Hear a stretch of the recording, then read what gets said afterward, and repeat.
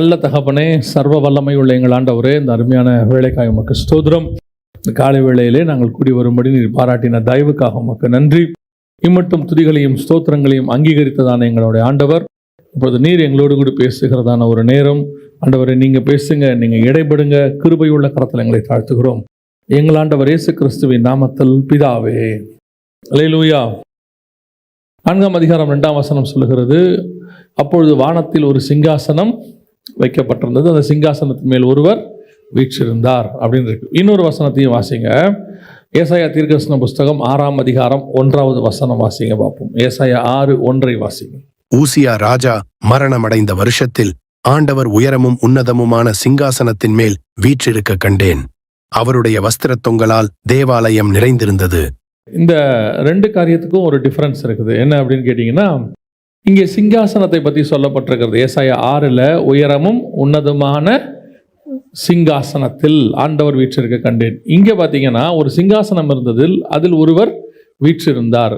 இப்போ நம்ம சிங்காசனத்தை பற்றியும் பார்க்கணும், உட்கார்ந்துருக்கிறவரை பற்றியும் பார்க்கணும். அப்போ தான் நமக்கு அதுக்கான விளக்கம் கிடைக்கும். பொதுவாக நாம் என்ன செய்வோம் அப்படின்னு கேட்டிங்கன்னு சொன்னால், சிங்காசனத்தின் காரியத்தை குறித்து கவனிக்கிறது நம்ம தனியாக ஒரு பார்ட் இருக்குது. அதை பற்றி நம்ம தனியாக பார்க்கணும். சிங்காசனம் என்ன, அந்த சிங்காசனத்துக்கான அர்த்தம் என்ன, அதனுடைய அதிகாரம் என்ன, சிங்காசனங்கள் எத்தனை இருக்குது நமக்கு தெரியும். ஆண்டவர் ஒரு சிங்காசனத்தை வச்சுருந்தார் வானத்தில். இவன் சொல்கிறான், பிசாசு சொல்கிறான், நான் வானத்துக்கு ஏறுவேன், என் சிங்காசனத்தை போடுவேன். இவன் ஒரு சிங்காசனத்தை போடணும்னு நினைக்கிறான். இப்போ அந்த சிங்காசனத்துக்கும் இந்த சிங்காசனத்துக்கும் உள்ள டிஃபரன்ஸ் என்ன, இந்த மாதிரி சிங்காசனத்தை குறித்து பார்க்கறதுனா அது ஒரு தனி பாடம் இருக்குது. அதே நேரத்தில் அதில் உட்கார்ந்து இருக்கிறவர், நம்ம இன்னைக்கு அதை தான் பார்க்க போகிறோம்.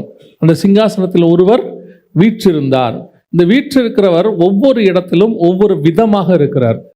அதாவது இந்த வேதத்தில் கொடுக்கப்பட்டிருக்கிற விஷயங்கள் எல்லாமே நமக்கு ஏதோ ஒரு பாடத்துக்காக அல்லது நாம் ஆவிக்குள்ளான அனுபவத்தை கற்றுக்கொள்வதற்காக. இது வெறும் ஏதோ படிச்சுட்டு போகிறதுக்கான ஒரு புஸ்தகமே கிடையாது. பொதுவாக நீங்கள் எல்லா புக்குமே படிச்சுட்டு அதை நீங்கள் புரிஞ்சுக்கணுன்ற அவசியமே இல்லை. மனப்பாடம் பண்ணி பாஸ் பண்ணுறவங்களாம் இருக்கிறாங்க. அவங்கள பொறுத்த வரைக்கும் மார்க் வாங்கணும், அடுத்த கட்டத்துக்கு போகணும், அவ்வளோதான். அதான் அவங்களுக்கு முக்கியம். அந்த பாடம் அவங்களுக்கு வாழ்க்கையில் தேவைப்படுமா தேவைப்படாதான்னு கூட தெரியாது. அதனால் பல பாடங்கள் நமக்கு மனப்பாடம் பண்ணி கிராஸ் பண்ணி போயிட்டா போதும். பல புத்தகங்கள் அப்படி தான் இருக்குது. அது ஒரு வாழ்க்கைக்கு அந்த இடத்துக்கு மட்டும் தேவைப்படும்.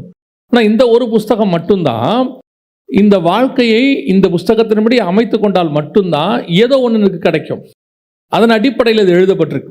அப்போ இதில் கொடுக்கப்பட்டிருக்கிற ஒவ்வொரு விஷயத்துக்கு பின்னாடியும் ஏதோ ஒரு ஸ்பிரிச்சுவல் நமக்கு தேவையானது, பர்டிகுலராக நமக்கு தேவையானதான விஷயம் இருக்குது. அதை புரிஞ்சிக்காமல் விட்டுட்டோம்னா நம்ம அந்த பார்ட்டில் வீக் ஆகிடுவோம். நீங்கள் எழுதும் போது கூட பாருங்கள், முந்தியெல்லாம், இப்போ அது இருக்கான்னு தெரியாது, ஒரு கமா கூட முக்கியம்பாங்க. எழுதும் போது ஒரு செய்யுள்ள ஒரு கமா முக்கியம், ஒரு ஃபுல் ஸ்டாப் முக்கியம் எல்லாம் சொல்லுவாங்க. அதை விட இதில் சொல்லப்பட்டிருக்கிற ஒவ்வொரு விஷயமும் முக்கியம். ஆனால் அதை நம்ம ரொம்ப கேஷுவலாக படிச்சுட்டு போயிட்டே இருக்கிறோம். அதனால் என்ன ஆகுதுன்னா, அதுக்கு பின்னாடி இருக்கக்கூடியதான ஒரு மிக முக்கியமான சத்தியம் நமக்கு கிடைக்காமலே போய்விடுகிறது. பல நேரங்களிலே நான் அப்படி இழந்திருக்கிறேன். நிறைய சத்தியத்தை கேஷுவலாக படிச்சுட்டு போயிட்டு திருப்பி 2வது தடவை 3வது தடவை படிக்கும் போது தான் அதுக்கு பின்னாடி இருக்கிற எத்தனையோ காரியங்களை, பொக்கிஷங்களை கர்த்தர் சொல்லுகிறார். இப்போ ஒரு 3 வசனத்தை ஃபஸ்ட்டு வாசித்துருவோம். இந்த 3த்துக்கு உள்ள டிஃபரன்ஸை தான் நாம் இன்றைக்கி பார்க்க போகிறோம்.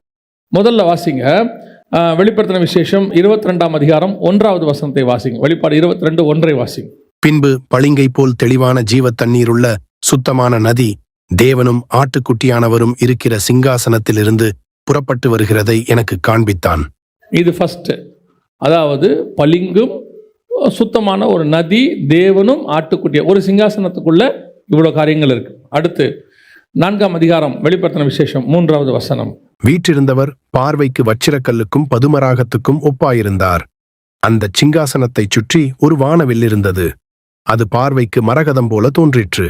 இப்போ இதில் 2வது 3வது வசனத்தை வாசிக்கும் போது அதில் ஒருவர் வீற்றிருந்தார் அப்படிதானே இருக்குது. அவர் பார்வைக்கு பதுமராகத்துக்கும் வச்சிரக்கல்லுக்கும் ஒப்பாக இருந்தார் அப்படின்னு இருக்கு. இந்த நல்ல கவனிங்க, அங்கே 3 காரியங்கள் சொல்லப்படுது சிங்காசனத்தில். இங்கே ஒரே காரியம் சொல்லப்படுது சிங்காசனத்தில். ஒருவர் வீற்றிருந்தார், ஆனால் அவருடையதான அமைப்பு வேற இருக்கு. அங்கே பார்த்தீங்கன்னா பளிங்குக்கு ஒப்பாக ஒரு நதி புறப்பட்டு வந்தது. இன்னும் ஒரு வசனத்தை வாசித்துருங்க. சகரியா தீர்க்கதரிசன புஸ்தகம் 6ஆம் அதிகாரம் 13வது வசனத்தை வாசிங்க. சகரியா 6:13 வாசிங்க. அவரே கர்த்தருடைய ஆலயத்தை கட்டுவார். அவர் மகிமை பொருந்தினவராய் தம்முடைய சிங்காசனத்தின் மேல் வீற்றிருந்து ஆளுகை செய்வார். தம்முடைய சிங்காசனத்தின் மேல் ஆசாரியராயும் இருப்பார். இவ்விரண்டின் நடுவாகச் சமாதானத்தின் ஆலோசனை விளங்கும். அந்த சிங்காசனத்தின் மேல் ஆளுகை செய்வார், ஆசாரியராகவும் இருப்பார். இது ரெண்டுத்துக்கு நடுவிலே ஒரு சமாதானத்தின் காரியம் உண்டு. அப்போ நல்லா கவனிங்க, இந்த சிங்காசனத்தில் உட்கார்ந்துருக்கிறவர் ஒவ்வொரு இடத்துல ஒவ்வொரு விதமாக இருக்கிறார். ஃபஸ்ட்டு நம்ம சிங்காசனம்னா என்னன்னு பார்த்தோம். அதாவது சிங்காசனத்திலேயே டிஃப்ரென்ஸ் இருக்குது. உயரமும் உன்னதமான சிங்காசனம் இருக்குது, இப்படி நிறையா இருக்குது. ஆனால் சிங்காசனத்துக்குள்ளே உட்கார்ந்துருக்கிறவர் அவருக்குள்ளேயே இவ்வளோ டிஃப்ரென்ஸ் இருக்குது. ஒரு இடத்துல வேற மாதிரி இருக்கிறாரு, பதுமராகத்துக்கும் வஜ்ரக்கல்லுக்கும் ஒப்பாக. ஒரு இடத்துல சுத்தமும் தெளிவுமான பளிங்குக்கு ஒப்பான ஒரு நதி புறப்பட்டு தேவனும் ஆட்டுக்குட்டியானவர், அங்கே அவர் ஆட்டுக்குட்டியானவரை போல இருக்கிறார். இங்கே பார்த்தா ஆசாரியரும் ராஜாவுமாக இருக்கிறார். இந்த மூணு, இப்போ நம்ம இந்த மூணு காரியங்கள் தான் பார்க்க போகிறோம். இந்த மூணு விதமான எக்ஸ்பிரஷன் அல்லது மூணு விதமான காரியத்தை கர்த்தர் நமக்கு வெளிப்படுத்துகிறார். ஒரே சபைக்கு தான், நமக்கு தான் ஆண்டவர் சொல்கிறாரு, இந்த வேதத்தில் எழுதியிருக்குது. அப்போ இந்த மூணுத்துக்கும் உள்ள டிஃபரன்ஸ் என்ன? ஆனால் சிங்காசனத்தில் தான் உட்காந்துருக்கிறார். ஒவ்வொரு இடத்திலும் ஒவ்வொரு விதமாக நமக்கு தெரிகிறார். இப்போ நீங்கள் பார்த்தீங்கன்னு சொன்னால், பழைய ஏற்பாட்டில் யூதர்களுக்கு அவர் தூதனானவராக வெளிப்பட்டார். உங்கள் எல்லாருக்கும் தெரியும் இல்லையா? கர்த்தருடைய தூதனானவர், அவங்க தூதனானவராக இருக்கிறாங்க. அதே நேரத்தில் நமக்கு கர்த்தராகிய இயேசு கிறிஸ்துவாக வெளிப்பட்டு இருக்கிறார். அப்படிதானே இருக்கிறது. ஆனால் எடுத்துக்கிட்டிங்கன்னா பிதாவாகிய தேவன் ஒருத்தருக்கு நம்ம சொல்கிறோம் இல்லையா? அப்போ பிலிப்பு கேட்கும்போது இவர் சொல்கிறாரு, என்னை கண்டவன் பிதாவை கண்டான். பிதாவாகவும் இருக்கிறாரு, தூதனானவரும் இருக்கிறாரு. ஒவ்வொருத்தருக்கும் ஒவ்வொரு விதமாக அவர் தன்னை வெளிப்படுத்துகிறார். அப்போ இந்த வெளிப்படுத்தக்கூடியதான காரியம் என்ன, ஏன் அப்படி வெளிப்படுத்துகிறார், அதுதான் ரொம்ப இம்பார்ட்டன்ட். அந்த காரியம் தான் ரொம்ப முக்கியம். ஏன் நம்ம இந்த காரியத்தை பார்க்குறோங்கிறத நான் உங்களுக்கு கடைசியாக சொல்கிறேன். இப்போ முதலாவது நம்ம ஒரு வாசித்த சிங்காசனம், அதில் உட்கார்ந்திருந்தவர் எப்படி இருந்தார்? வாசிங்க 22ஆம் அதிகாரம் வெளிப்படுத்தின விசேஷம் 1வது வசனத்தை வாசிங்க. பின்பு பளிங்கை போல் தெளிவான ஜீவ தண்ணீருள்ள சுத்தமான நதி தேவனும் ஆட்டுக்குட்டியானவரும் இருக்கிற சிங்காசனத்திலிருந்து புறப்பட்டு வருகிறதை எனக்கு காண்பித்தான். நல்லா கவனிங்க, இந்த சிங்காசனத்தில் வீற்றிருக்கிறவங்க 3 பார்ட்டாக தெரியுறாங்க. ஆனால் வசனம் தெளிவாக சொல்லுது, தேவன் ஒருவரே, கர்த்தர் ஒருத்தர் தான். இன்றைக்கும் இந்த திருத்துவத்துக்கான பல விதமான உபதேசங்கள் போயிட்டே இருக்குது. அதில் ஒரு சில காரியங்களை ஒரு சிலர் ஏற்றுக்கொள்ளுகிறது இல்லை. அதில் ஒன்று என்னன்னு கேட்டால், தேவன் மூவராக தெரிகிறாருங்கிறத அவங்க ஒத்துக்க மாட்டேங்கிறாங்க. அவர் ஒருத்தர் தாங்கன்றாங்க. நான் ஒருத்தர் தான்ங்கிறதுல நமக்கு எந்த விதமான மாற்று கருத்துமே இல்லை. ஆனால் 3 பரிமாணமாக இருக்குது, 3 டைமென்ஷன்ஸ் அப்படின்னு சொல்லுவாங்க. ஒரு கலரை எடுத்துக்கிட்டா கூட 3 கலர் சேர்ந்தாதான் ஒரு கலர் வருது இல்லையா? கிரீன், ப்ளூ இதெல்லாம் சொல்லுவாங்க, எல்லோ இதெல்லாம் சேர்ந்தாதான் ஒரு கலர் வருதும்பாங்க. அந்த மாதிரி 3 டைமென்ஷன் அப்படிம்பாங்க. இந்த 3 டைமென்ஷனாக அவர் வெளிப்படுகிறார். அப்படி இருக்கும் பொழுது ஒரு சிலர் சொல்றாங்க, இல்லை நீங்கள் இயேசுன்னு சொல்லணும், பிதான்னு சொல்லக்கூடாது, அவரை ஆவியானவர் தனியாக கிடையாது. இங்கே அவர் எப்படி இருக்கிறாருன்னா ஒவ்வொரு விதமாக, இப்போ ஒரு உதாரணத்துக்கு எவ்வளோ உதாரணம் சொல்லியாச்சு. இப்போவும் சொல்கிறோம், கர்த்தர் ஒருத்தர் தான், மாற்றுக்கிறதே கிடையாது. விசுவாசம் ஒன்று தான், ஞானசானம் ஒன்று தான், கர்த்தர் ஒருத்தர் தான், மாற்றுக்கிறதே இல்லை. ஆனால் அந்த தேவன் அவங்களுக்கு தூதனானவராக தெரிஞ்சார், நமக்கு கர்த்தராக இயேசு கிறிஸ்துவாக தெரிகிறாரு, பிதாவாகிய தேவனாக அவர் தெரிகிறாரு. பல இடங்களில் அவர் போகிற விதமாக காண்பிக்கப்படுகிறார். அதை புரிஞ்சுக்கிற ஒரு அனுபவம் வேணும். அது ஒவ்வொன்றுக்கு பின்னாடி ஒரு சத்தியம் இருக்கு. ஏன் அப்படி காட்டுறாருங்கிறதுக்கு ஏன் அவங்களுக்கு தூதனானவராக காட்டினார்னா அதுக்கு ஒரு காரணம் இருக்கு. நம்மகிட்ட ஏன் கர்த்தராக இயேசு கிறிஸ்து தேவனாக கர்த்தராக வெளிப்படுறாருன்னா அதுக்கும் ஒரு காரணம் இருக்கு. இது எல்லாம் சேர்ந்து தான் இப்போ அந்த இடத்துல இருக்கு. 22ஆம் அதிகாரம் 1ஆம் வசனம் இருக்கு இல்லையா? இது முடிவு, நியாய தீர்ப்புக்கு பிறகு நித்தியத்துக்குள்ள போகுது உலகம். நியாய தீர்ப்பெல்லாம் முடிஞ்சு இப்போ எங்க போகுது? நித்தியத்துக்குள்ள போகுது. நித்தியத்துக்குள்ள போகும்பொழுது சிங்காசனத்தை பார்க்கும் பொழுது அவர் எப்படி எக்ஸ்பிரஸ் ஆகிறாரு? புதிய எருசலேம், புதிய எருசலேம் என்பது மணவாட்டி சபை. நம்ம எல்லாருக்கும் தெரியும். வெளிப்படுத்தல் 21:2 சொல்லும் பொழுது, நீ வா, ஆட்டுக்குட்டி அவனுடைய மனைவியாகிய மணவாட்டியை நான் உனக்கு காண்பிக்கிறேன் என்று சொல்லி அந்த புதிய எருசலேம் பற்றி 21ஆம் அதிகாரம் இருக்கு. அந்த புதிய எருசலேமுக்குள்ள பாய்கிற நதியை குறித்து தான் அங்கே சொல்லப்படுகிறது. அப்போ அந்த புதிய எருசலேமுக்குள்ள இருக்கிற சிங்காசனத்தை குறித்து தான் சொல்லப்படுகிறது. அந்த சிங்காசனத்தில் மணவாட்டி சபைக்கு தேவன் தன்னை எப்படி வெளிப்படுத்துகிறார் என்றால் 3 காரியங்கள் அங்கே காண்பிக்கப்படுகிறது. ஒன்று சுத்தமும், அந்த வசனம் வாசிங்க 22:1, பளிங்கு போல் தெளிவான ஜீவ தண்ணீருள்ள சுத்தமான நதி. இது யாரை குறிக்கிறது? பரிசுத்த ஆவியானவரை குறிக்கிறது. ஏசாயா தீர்க்கதரிசன புஸ்தகம் 44ஆம் அதிகாரம் 3வது வசனம், தாகமுள்ளவன் மேல் தண்ணீரையும் வறண்ட நிலத்தின் மேல் ஆறுகளையும் ஊற்றுவேன். உன் சந்ததியின் மேல் என் ஆவியையும் உன் சந்தானத்தின் மேல் என் ஆசீர்வாதத்தையும் ஊற்றுவேன். அந்த பரிசுத்த ஆவியை ஊற்றப்படுவதற்கு அடையாளமாகத்தான் இங்கே சொல்லப்படுகிறது. உன் சந்ததியின் மேல் என் ஆவியையும், அந்த இடத்துல வறண்ட நிலத்தில் ஆறுகளையும். இன்னும் சொல்ல போனால் இயேசு கிறிஸ்து சொல்றார் இல்லையா, தாகமாக இருக்கிற இடத்தில் வரக்கடவன் ஜீவ தண்ணீர் ரெண்டை வாங்கிக் கொள்ளணும் அப்படின்னு சொல்றாருல்ல. அப்போ இந்த தண்ணீர் நதி என்பது யாரை குறிக்கிறதுனா பரிசுத்த ஆவியானவரை குறிக்கிறது. சுத்தமும் தெளிந்த, நம்ம ஆண்டவர் சொல்றாருல, தெளிந்த புத்தியுள்ள ஆவியை நமக்கு அவர் தந்திருக்கிறார் அப்படின்ற. அப்போ ஒரு சிங்காசனத்தில் இருக்கும் பொழுது அந்த சிங்காசனத்தில் இருந்து முதலாவதாக பரிசுத்த ஆவியினுடையதான நதி புறப்பட்டு வரணும். இதுக்கு பின்னாடி நிறைய விஷயம் இருக்கு. உதாரணமா எடுத்துக்கிட்டீங்கன்னா, ஆதியாகமத்தில் ஒரு நதி புறப்பட்டு 4 ஆறுகளாக ஓடியதுன்னு இருக்கு இல்லையா? அந்த ஒரு நதி தான் இங்க இருக்கு. அதனுடைய விளக்கம் இங்க இருக்கு. அது பூமியில ஓடின நதி, இது நித்தியத்தில் ஓடுகிற நதி பரிசுத்த ஆவியானவர். அந்த பரிசுத்த ஆவியானவர் சிங்காசனத்திலிருந்து புறப்படுகிறார். சிங்காசனம் என்பது ஆளுகையை குறிக்கிறது. இப்போ உங்களை எண்ணிய கர்த்தர் என்ன சொல்றாரு வாசிங்க. வெளிப்படுத்தின விசேஷம் 3ஆம் அதிகாரம் 21வது வசனத்தை வாசிங்க. நான் ஜெயங்கொண்டு என் பிதாவினுடைய சிங்காசனத்திலே அவரோடே கூட உட்கார்ந்தது போல ஜெயங்கொள்ளுகிறவனெவனோ அவனும் என்னுடைய சிங்காசனத்தில் என்னோடே கூட உட்காரும்படிக்கு அருள் செய்வேன். அப்ப நாமும் எதுக்காக இந்த பாடத்தை பார்க்கறோம்னா, அவர் எப்படி சிங்காசனத்தில் உட்கார்ந்து இருக்கிறாரோ அப்படியே நம்மையும் அவரோடு கூட உட்கார வைக்க போகிறார். அப்படிதானே சொல்றது வசனம், அப்படிதானே இருக்கு. அப்ப நான் கத்துக்கொள்கிற ஒவ்வொரு விஷயத்துக்கு பின்னாடியும் எனக்கு ஒரு பெனிஃபிட்டை கத்தர் வச்சிருக்கிறார். எனக்கு சொல்லிக் கொடுக்கறதுக்கு பின்னாடி எனக்கு ஒரு ஆசீர்வாதத்தை வச்சிருக்கிறார். ஞாயிற்றுக்கிழமை காலையில் செய்தி கேட்கணுன்றதுக்காக இங்கே இல்லை. நோனிங்க, நம்ம செய்தி கேட்கறது ஞாயிற்றுக்கிழமை காலையில் ரொட்டீனாக செய்தி கேட்க வந்தேன், அது ஒரு 3/4 மணி நேரம் 1 மணி நேரம் செய்தி கேட்கறதுக்காக நான் வந்தேங்கிறதுக்காக இல்லை. அப்படி ஒரு சர்வீஸ் ஆர்டரே நமக்கு கிடையாது. ஒவ்வொன்றுத்துக்கு பின்னாடியும் தேவன் ஒரு திட்டத்தை வச்சிருக்கிறார். நான் ஏன் ஒவ்வொரு முறையும் சபைக்குள்ள வந்து செய்தி கேட்கறேன்னா, அந்த செய்தி என்னை மாற்றணும். அந்த செய்தி என்னைக்குள்ள ஏதோ ஒரு காரியத்தை செய்யணும், ஏதோ ஒரு காரியத்தை பெற்றுக்கொள்வதற்கு எனக்கு வழிவகை செய்யணும். ஒரு சாதாரணமான ஒரு விஷயம், ஒரு பையனை ஸ்கூலுக்கு அனுப்புறீங்கன்னா அவன் எதையோ கற்றுக்கொண்டு வர வேண்டும் என்று விரும்புறீங்க. ஒரு டியூஷனுக்கு அனுப்புனா இருக்கிறத விட நல்ல மார்க் எடுக்கணும்னு நீங்க நினைக்கிறீங்க. ஒரு ஹாஸ்பிட்டலுக்கு போனா சுகமாயிட்டு வரணும்னு நினைக்கிறீங்க இல்லையா? ஒரு வண்டியை மெக்கானிக் ஷாப்ல விட்டா ரிப்பேர் ஆகி சரியாகி வரணும்னு நினைக்கிறீங்க. அப்ப சர்ச்சுக்கு வந்துட்டு போகும்போது என்ன ஆகணும்? உங்க ஆவிக்குரிய வாழ்க்கையில் ஒரு மாற்றம் வரணும்ல. அப்ப கர்த்தர் இந்த வசனத்தின் வழியாக என்ன சொல்றாரு? இதன் மூலமாக எனக்கு நித்தியத்துக்கான வேலைகளை செய்கிறார். அந்த நித்தியத்துக்கான வேலைகளை நாம் மறந்துட்டோம். அதுல ஒண்ணு என்ன, என்னை அவரோடு கூட சிங்காசனத்தில் உட்கார வைத்துக் கொள்ளுகிறார். அப்ப சிங்காசனத்தில் உட்கார வைக்க போகிற அந்த சிங்காசனத்தில் நான் இருக்க போறேன். என்னையும் அவர் சொல்றார், ஜெயம் பெற்று பிதாவின் சிங்காசனத்தில் நான் எப்படி உட்கார்ந்தேனோ அதே மாதிரி உங்களையும் உட்கார வச்சுக்கொள்வேன், உட்கார போறேன். அப்போ உட்கார்ற எனக்குள்ள இருந்து என்ன புறப்படணும் கேட்டீங்கன்னா, பளிங்கு போல சுத்தமும் தெளிந்த ஒரு நதி புறப்பட்டு வரணும். பரிசுத்த ஆவியானவர் எனக்குள்ள இருந்து அந்த வேர்டை கவனிங்களேன், பளிங்குக்கு ஒப்பான தெளிவான ஜீவ தண்ணீர் உள்ள சுத்தமான நதி. ஒவ்வொரு ஊழியக்காரனும் அல்லது ஒவ்வொரு விசுவாசிக்குள்ளையும் இந்த பரிசுத்த ஆவியானவர் என்ன செய்யணும்? புறப்பட்டு வரணும், நதி போல பாயணும். அது வந்து அநேகருக்கு தாகம் தீர்க்கணும். இன்னைக்கு இங்க ஆவிக்குரிய வாழ்க்கையினுடையதான நாம ஏன் ரட்சிக்கப்பட்டோம், நான் ஏன் இயேசுவை ஏற்றுக்கிட்டேன் அப்படின்னு கேட்டு அதுக்கு பதில் நான் பரலோகத்துக்கு போகணும் அப்படின்னு நீங்க சொன்னா, இந்த வேர்ல்டுலயே தி செல்ஃபிஷ் கை நம்ம தான். நான் பரலோகத்துக்கு போறதுக்காக ரட்சிக்கப்பட்டேன் அப்படின்னா, ரட்சிக்கப்பட்ட உடனே உங்களை பரலோகத்துக்கு ஆண்டவர் கூட்டு போயிருப்பாரு, இங்க வைக்க மாட்டார்.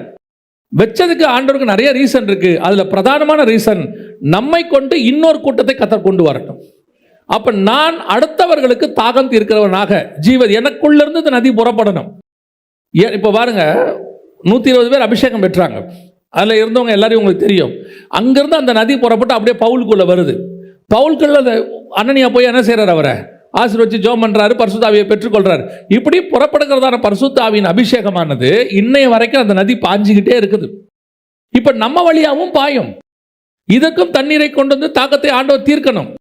நான் வந்தேன், நான் தாகம் தீர்த்தேன், நான் சந்தோஷமா இருக்கிறேன். Praise the Lord. கர்த்தர் என் வாழ்க்கையில் ஆசீர்வாதத்தை கொடுத்தாரு, மாற்றத்தை கொடுத்தாரு, உயர்வை கொடுத்தாரு அப்படின்னு சொன்னா கண்டிப்பாக என் ஆவிக்குரிய வாழ்க்கை இந்த நதி பாயலன்னு அர்த்தம். நல்லா கவனிச்சிங்கன்னா, நதி பாஞ்சா பல ஊர்களுக்கு போய்கிட்டே இருக்கும். அடுத்தடுத்து அந்தந்த ஊருக்காரங்களுக்கு அது பிரயோஜனமாக இருக்கும். ஏதோ ஒரு இடத்துல நீங்கள் வண்டி அந்த தண்ணியை பிடிச்சி உங்களுடைய கேனில் வச்சுட்டீங்க, வீட்டில் வச்சுட்டிங்கன்னா அது உங்களுக்கு மட்டும் யூஸ் ஆக போகுதுன்னு அர்த்தம், வேற யாருக்கும் யூஸ் ஆகாதுன்னு அர்த்தம். அப்போ உங்களுக்குள்ள இருந்து இந்த நதி என்ன செய்யணும்? புறப்பட்டு போகணும். அநேகரை தாகம் தீர்க்கிற சுத்தமான நதி, அதான் ரொம்ப இம்பார்ட்டன்ட். எனக்குள்ள நதி பாயுது, சுத்தமாக பாயுதாங்கிறதான் கேள்வி. பைபிளில் நீங்கள் வாசிக்கும் போது ரொம்ப ஆச்சரியமான ஒரு விஷயம் இருந்துச்சு. அதில் ஒரு விஷயம் என்னென்னா, நீங்கள் பாருங்கள், பவுல் பேசும்பொழுது உங்களுக்கு எல்லாம் தெரிஞ்ச வசனம். பவுல் பேசும்போது கர்த்தர் லீதியாளின் இருதயத்தை திறந்தார்னு இருக்கு. பைபிளில் இருதயத்தை திறந்தாருங்கிறது 2 பேர்கிட்ட தான் இருக்கும். இருதயத்தை திறந்தாருங்கிறது 2 பேரை பற்றி தான் இருக்கும். ஒன்று இயேசு கிறிஸ்துவை குறித்து அவர்களை அழைத்து கொண்டு போய் அவர் பேசும்போது வேத வாக்கியங்களை அறிந்து கொள்ளும்படி கர்த்தர் அவர்கள் இருதயங்களை திறந்தார். இன்னொன்று பவுல் பேசும்போது லீதியாளின் இருதயத்தை கர்த்தர் திறந்தார். ஆனால் பேதுரு பேசும்போது இருதயம் குத்தப்பட்டது, அது வேற. இது வசனம் சொல்லுது, ஓப்பன் பண்ணிட்டார் காட் இருதயத்தை. யாருக்கு முன்னாடி? பவுலுக்கு முன்னாடி லீதியாள் இருதயத்தை ஓப்பன் பண்றார். இது கேட்கறதுக்கு ரொம்ப சாதாரணமாக இருக்கும், ஆனால் அதுக்கு பின்னாடி இருக்கிற விஷயம் ரொம்ப பெருசு. ஏன்னு கேட்டால், இருதயம்ங்கிறது நம்ம எல்லாருக்கும் தெரியும், கான்ஷியஸ் அப்படின்னு சொல்கிறோம். கான்ஷியஸ்னா என்ன அப்படின்னு கேட்டிங்கன்னு சொன்னால், நான் உணர்ந்து என் அறிவோட செய்யக்கூடியதான் கான்ஷியஸ். சப்கான்ஷியஸ்ன்னு ஒன்று சொல்லுவாங்க. அது என்னன்னு கேட்டிங்கன்னு சொன்னால், எனக்கே ஒன்றும் தெரியாது இல்லையா? தூக்கத்தில் பேசுகிறான்ல சிலர்லாம் பார்த்தீங்கன்னா, தூக்கத்தில் பேசுவான், பாடுவான். காலையில் என்னடா நம்ம பேசிக்கிட்டு இருந்தனா, அப்படியா தெரியலையேம்பா. இவன் காலையிலேருந்து பார்த்த ஏதோ ஒன்று அவன் மைண்டில் இருக்கும். விளையாடின வீடியோ கேம்ஸ் ஏதோ ஒன்று இருக்கும். நைட்டில் தூக்கத்தில் சுட்டுக்கிட்டு இருப்பான். டே அவனை சுடுறா, டே அந்த பக்கம் ஒருத்தன் வர்றான் பாடுறா அப்படின்பா. காலையில் எழுந்திரிச்சு என்னடா நைட்டில் யாரையும் சுட்டுக்கிட்டு இருந்தியாமே அப்படின்னா, அப்படியா எனக்கு தெரியலையேம்பா. இப்போ இவன் உண்மையிலே நைட்டில் சுடலை, ஆனால் இவன் பார்த்த விஷயம் இவனுடைய சப்கான்ஷியஸில் இருக்கு. அது இவனை அறியாமலே இவனுக்குள்ளது என்ன செய்யுது, வெளியே வருது. இதுக்கு பேர் சப்கான்ஷியஸ் மைண்டும்பாங்க. இந்த வேலையை சப்கான்ஷியஸ் மைண்டுக்குள்ளது எப்படி வந்துச்சு? அவன் விளையாடிக்கிட்டு இருந்தான். இதை அவன் இருதயத்துக்குள்ளே ஏற்று ஸ்டோர் பண்ண அவன் நினைக்கவே இல்லை. அவன் அந்த வேலையை செஞ்சான், அது தானாகவே என்ன ஆயிடுச்சு, அவனுக்குள்ளே ஸ்டோர் ஆயிடுச்சு. அதே மாதிரி தான் நீங்கள் சினிமா பார்க்கும்போது காரியங்களை பார்க்கும்போது பார்த்தீங்கன்னா, சினிமா தேட்டரை நல்லா மூடிடுவாங்க, இருட்டா மூடி உள்ளே உட்கார வச்சுருவாங்க. ஏன்னு கேட்டால், வேறு எந்த பக்கமும் நீங்கள் கான்சன்ட்ரேட் பண்ணாதபடி அப்படியே முந்தியெல்லாம் நாங்கள் டிவி வாங்கின புதுசில் பிளாக் அண்ட் ஒயிட் டிவி வந்த காலத்தில் பார்த்தீங்கன்னா, இந்த வீட்டில் சினிமா எஃபெக்ட் கொண்ட ஃபீல் எங்களுக்கு. ஏன் அந்த எஃபெக்டை கொண்டாந்தாங்கன்னு கேட்டிங்கன்னா, பார்க்கும்போது எந்த கான்சன்ட்ரேஷனும் வெளியே போகவே கூடாது. முழுக்க நம்முடைய மைண்ட் எங்கே இருக்கணும், அந்த ஸ்க்ரீனில் இருக்கணும். இப்போ கூட ஷாப்பிங் மால்லாம் போங்க, எந்த இடத்துலையும் பாருங்கள் ஜன்னலே இருக்காது. ஒரு ஷாப்பிங் மாலில் கூட நீங்கள் பாருங்கள் விண்டோன்னு ஒன்று இருக்காது. நீங்கள் உள்ளே போகிறீங்கள, எல்லா பக்கமும் ஷெல்ஃபு தான் இருக்கும். ஷெல்ஃபாக அடுக்கி வச்சுருப்பாங்க. அந்த ஷெல்ஃபில் பொருளெல்லாம் இருக்கும். எந்த பக்கம் திரும்பினாலும் பொருள் இருக்கும். ஒரு ஷாப்பிங் மாலில் கூட நீங்கள் விண்டோ பார்க்க முடியாது. காரணம் என்னென்னா, உங்களுடைய மொத்த கான்சன்ட்ரேஷனை எங்கே கொண்டு வரான், கடைக்குள்ளே கொண்டு வராங்க. உங்கள் மைண்ட் டைவர்ட் ஆகக்கூடாதுன்னு சொல்லி. இப்போது உங்களை அறியாமலேயே விஷயங்கள் உங்களுக்குள்ளே போகும். அதுக்கு பேர் தான் சப்கான்ஷியஸ் மைண்ட். இது உள்ள இருதயத்துக்குள்ள பிசாசு என்ன செய்வானா, சினிமா பார்க்கும்போது, அதுக்கு தான் சொல்கிறோம் சினிமா பார்க்காதீங்க, அதை பார்க்காதீங்கன்னு சிலர் கேட்குறாங்க. பார்த்தா என்ன தப்பு அப்படிலாம் கேட்பாங்கல்ல. அவங்கள அறியாமலேயே அந்த சினிமாக்குள்ளே இருக்கிற பாவமோ, கோபமோ, மூர்க்கமோ, இச்சையோ ஏதோ ஒன்று உங்கள் மைண்டில் போயிட்டே இருக்கும். அது நீங்கள் நினச்சிப்பீங்க நம்ம அதெல்லாம் பார்க்கல, சும்மா என்டர்டைன்மெண்ட் பார்க்குறோன்னு. அது உள்ளே போயிடும். அதுக்கு பேர் தான் இருதயத்தை திறத்தல். உங்கள் இருதயத்தை திறந்து ஆட்டோமேட்டிக்காக பிசாசு என்ன செய்கிறான், உள்ளே போடுறான். ஆனால் கர்த்தர் அந்த வேலையை செய்ய மாட்டார். ஏன் செய்ய மாட்டார்னா, நம்ம கான்ஷியஸ் மைண்டில் அவர் அக்செப்ட் பண்ணணும் அவர் விரும்புகிறார். நம்மளை மயக்கம் கொடுத்து நம்மளை அவர் ஏற்றுக்க வைக்கணும் அவர் விரும்பவே இல்லை. தெரியாமையே நடந்துருச்சுங்க, அந்த வேலைக்கு அவர் விரும்பலை. அதனால தான் வசனம் சொல்லும், இருதயத்தில் விசுவாசித்து வாயில் அறிக்கை பண்ணாதான் ரட்சிப்பு. ரட்சிப்பு நான் தெரியாமல் ரட்சிக்கப்பட்டேங்க, எனக்கு ஒன்று தெரியவே இல்லை, திடீர்னு ரட்சிக்கப்பட்டேன் அப்படின்னு ஒன்று இருக்கவே இருக்காது. நீ வாயில் அறிக்கை பண்ணி இருதயத்தில் விசுவாசித்து ஏற்றுக்கொள்ளணும். அதாவது கான்ஷியஸ் மைண்டில் இருக்கணும்னு அர்த்தம். அப்போ சப்கான்ஷியஸ் மைண்ட்னா இருதயத்தை திறத்தல். இந்த வேலையை ஆண்டவர் செய்யவே மாட்டார். ஆனால் 2 பேரை மட்டும் நம்பி செய்கிறார். ஏன் அந்த சப்கான்ஷியஸ் மைண்டில் திறக்கிறாருன்னா, இப்போ சினிமாவை நீங்கள் பார்க்கும்போது நல்ல கருத்தும் இருக்குது. எப்போவுமே உலகத்தில் இருக்கிறதுல வெறும் தீமையும் கிடையாது, நன்மையும் அதில் கொஞ்சம் கலந்துருக்கும். அதனால தான் மனுஷன் என்ன பண்ணுறான்னா, அந்த நன்மையை மட்டும் பார்க்குறான், தீமை என்ன செய்ய மாட்டான், பார்க்க மாட்டான். ஆனால் ரெண்டும் அவனுக்குள்ளே போகும், அவன் அறியாமலே ரெண்டும் உள்ளே போகும். போக போக போக ஒரு நாள் இவன் பார்த்த நன்மைக்கு தாக்கா தீமையும் உள்ளேருந்து வெளிப்படும்.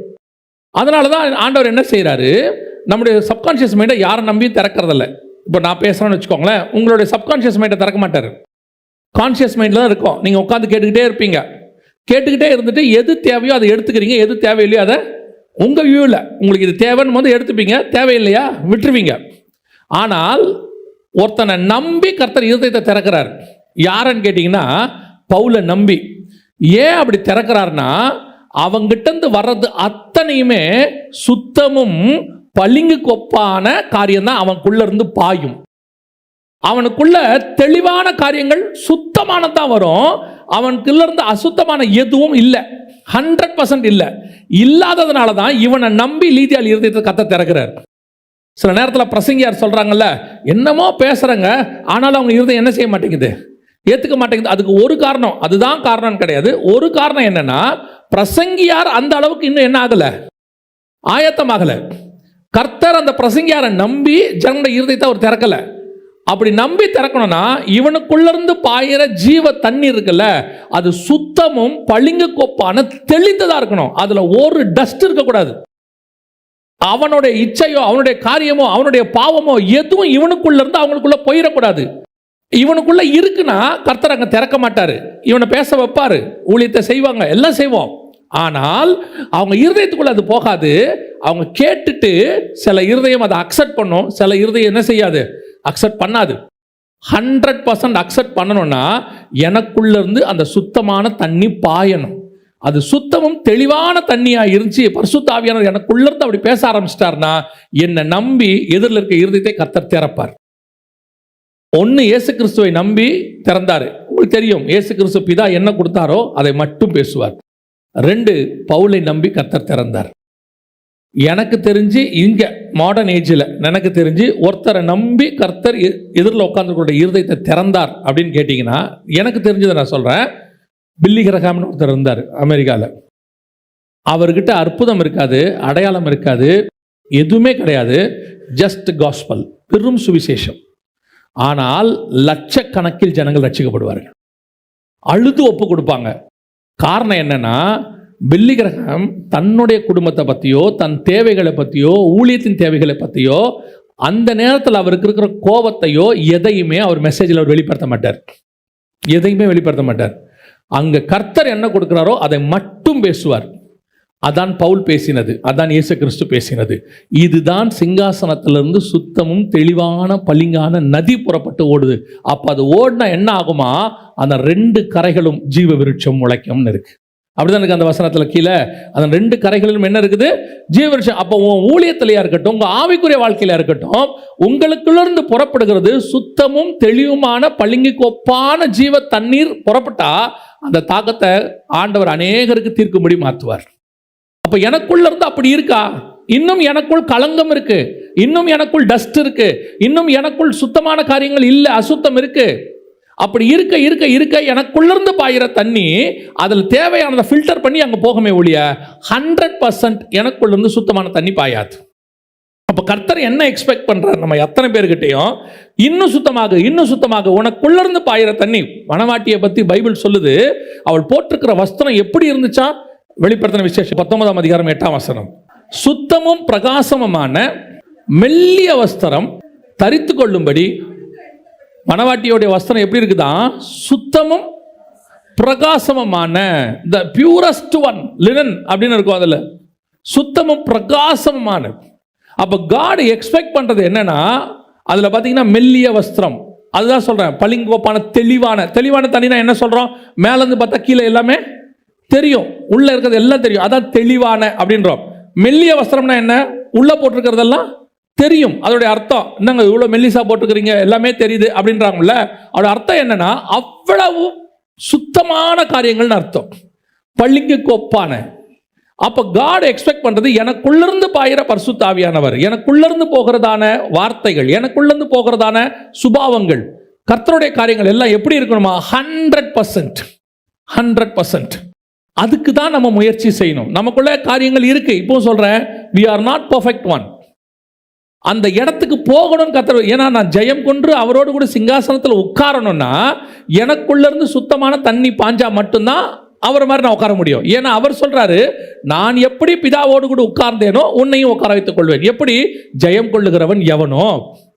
வசனம் சொல்லுது, முதலாவதாக எனக்குள்ளிருந்து சிங்காசனத்திலிருந்து சுத்தமும் பளிங்கு கோப்பான ஜீவ தண்ணீர் ஆவியானவர் பாயணும், எனக்குள்ளிருந்து புறப்படணும். அதான் ஃபர்ஸ்ட் காரியம். 2வது வாசிங்க, அதே 22ஆம் அதிகாரம் 1ஆம் வசனம் வாசிங்க. தேவனும் ஆட்டுக்குட்டியானவரும் இருக்கிற சிங்காசனத்திலிருந்து, 2வது சிங்காசனத்தில் யார் உட்கார்ந்து இருக்கிறா, ஆட்டுக்குட்டியானவர் உட்கார்ந்து இருக்கிறார். இயேசு கிறிஸ்துவுக்கு பல விதமான வெளிப்பாடு இருக்கு. யூதராஜ சிங்கம் நம்ம சொல்றோம் இல்லையா, யூதராஜ சிங்கம்னு சொல்றோம். ஒரு இடத்துல ஆட்டுக்குட்டி, உலகத்தின் பாவத்தை சுமந்து இருக்கிற ஆட்டுக்குட்டின்னு சொல்றோம், ராஜான்னு சொல்றோம், எத்தனையோ இருக்கு. ஆனா இந்த இடத்துல கர்த்தர் சொல்லக்கூடிய காரியம் என்னன்னா, ஆட்டுக்குட்டி உட்கார்ந்து இருக்குதுன்னு சொல்றார். அப்படிதானே இருக்குது. தேவனும் ஆட்டுக்குட்டியானவரும் இருக்கிற சிங்காசனம். ரெண்டாவது, ஆட்டுக்குட்டியாக வெளிப்படுகிறார். ஆட்டுக்குட்டி என்பது என்ன? ஆட்டுக்குட்டி என்பதனுடைய அர்த்தம் என்ன அப்படின்னா, எங்க நீங்க எடுத்தாலும் சரி பைபிள்ல ஆட்டுக்குட்டிக்கு கர்த்தர் கொடுக்கிறது சாக்ரிஃபைஸ், பலி. முதல்ல எங்க வராரு பாருங்க, வாசிங்க. யாத்ராகமத்தின் புஸ்தகம் 13ஆம் அதிகாரம் 13வது வசனத்தை வாசிங்க. யாத்ராகமம் 13:13 வாசிங்க. கழுதையின் தலையீற்றெல்லாம் ஒரு ஆட்டுக்குட்டியால் மீட்டுக் கொள்வாயாக, மீட்காவிட்டால். நல்ல கவனிங்க, இப்பதான் அவர் ஃபர்ஸ்ட் பிரமாணம்னு ஆரம்பிக்கிறார். நியாய பிரமாணத்தை இஸ்ரவேல் ஜனங்கள் சொல்லி கொடுக்கறதுக்கு இப்பதான் ஆரம்பிக்கிறார். 12ஆம் அதிகாரத்தில் பஸ்கா அவங்க புறப்பட்டு போறது இருக்கு. 13ஆம் அதிகாரத்தில் என்ன ஃபாலோ பண்ணணும் அப்படின்னு ஆரம்பிக்கும் போதே ஃபர்ஸ்டே அவர் சொல்றாரு, கழுதையின் தலையீற்றை எல்லாம் ஒரு ஆட்டுக்குட்டியால் மீட்டுக் கொள்வாயாக அப்படின்னு இருக்கு. இந்த காரியத்தை எதோடு கூட அவர் கம்பேர் பண்றாருன்னு பாருங்க, அதான் ரொம்ப முக்கியம். அந்த கம்பேரிசனை நீங்க படிங்க தொடர்ந்து. அதுக்கப்புறம் உள்ள ஒரு இன்சிடென்ட் உங்களுக்கு சொல்றேன், ஈஸியா புரியும். அந்த வசனம் தொடர்ந்து படிங்க. கழுதையின் தலையீற்றெல்லாம் ஒரு ஆட்டுக்குட்டியால் மீட்டுக் கொள்வாயாக, மீட்காவிட்டால் முறித்து போடு.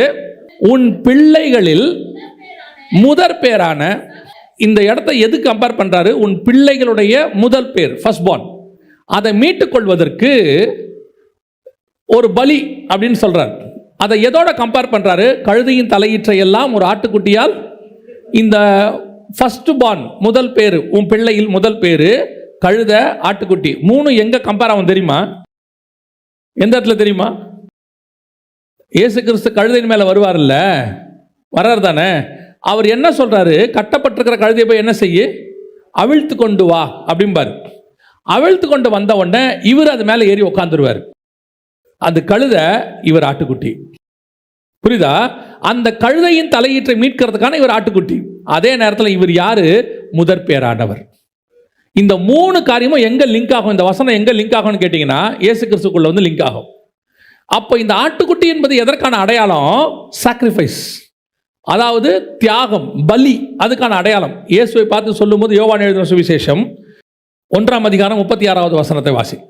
இயேசு நடந்து போகிறதை அவன் கண்டு, அப்ப இயேசு கிறிஸ்து பிறந்து ஞானஸ்நானம் எடுத்துட்டு போகும்போதே அவர் பேர் என்னது? தேவ ஆட்டுக்குட்டி. ஃபர்ஸ்ட் எந்த ஆட்டுக்குட்டி? கழுதையின் தலையீற்றை மீட்க வந்த ஆட்டுக்குட்டி. எந்த ஆட்டுக்குட்டி? முதற் பலனாய் பிறந்த எல்லாத்தையும் மீட்க வந்த ஆட்டுக்குட்டி. அப்ப சிங்காசனத்தில் வீற்றிருக்கிறோம்னா, நீங்கள் சிங்காசனத்தில் உட்கார்ந்து இருக்கிறவங்க பொதுவாக எப்படி இருப்பாங்கன்னு கேட்டீங்கன்னா, ராஜாவாக தான் உட்கார்ந்துருப்பாங்க. அப்படிதானே? அத்தனை பேர் எப்படி உட்காந்துருப்பாங்க? ராஜாவாக தான் உட்காந்துருப்பாங்க. ஆனால் இவர் மட்டும்தான் ஆட்டுக்குட்டியாக உட்காந்துருப்பார். சிங்காசனத்தில் உட்காந்துருக்கிறவர் சாக்ரிஃபைஸோட உட்காந்துருக்கிறார். ராஜா எப்பவுமே தண்டனை தான் கொடுப்பான், தண்டனை வாங்க மாட்டான். எந்த ராஜாவை தண்டனை வாங்குவாரா?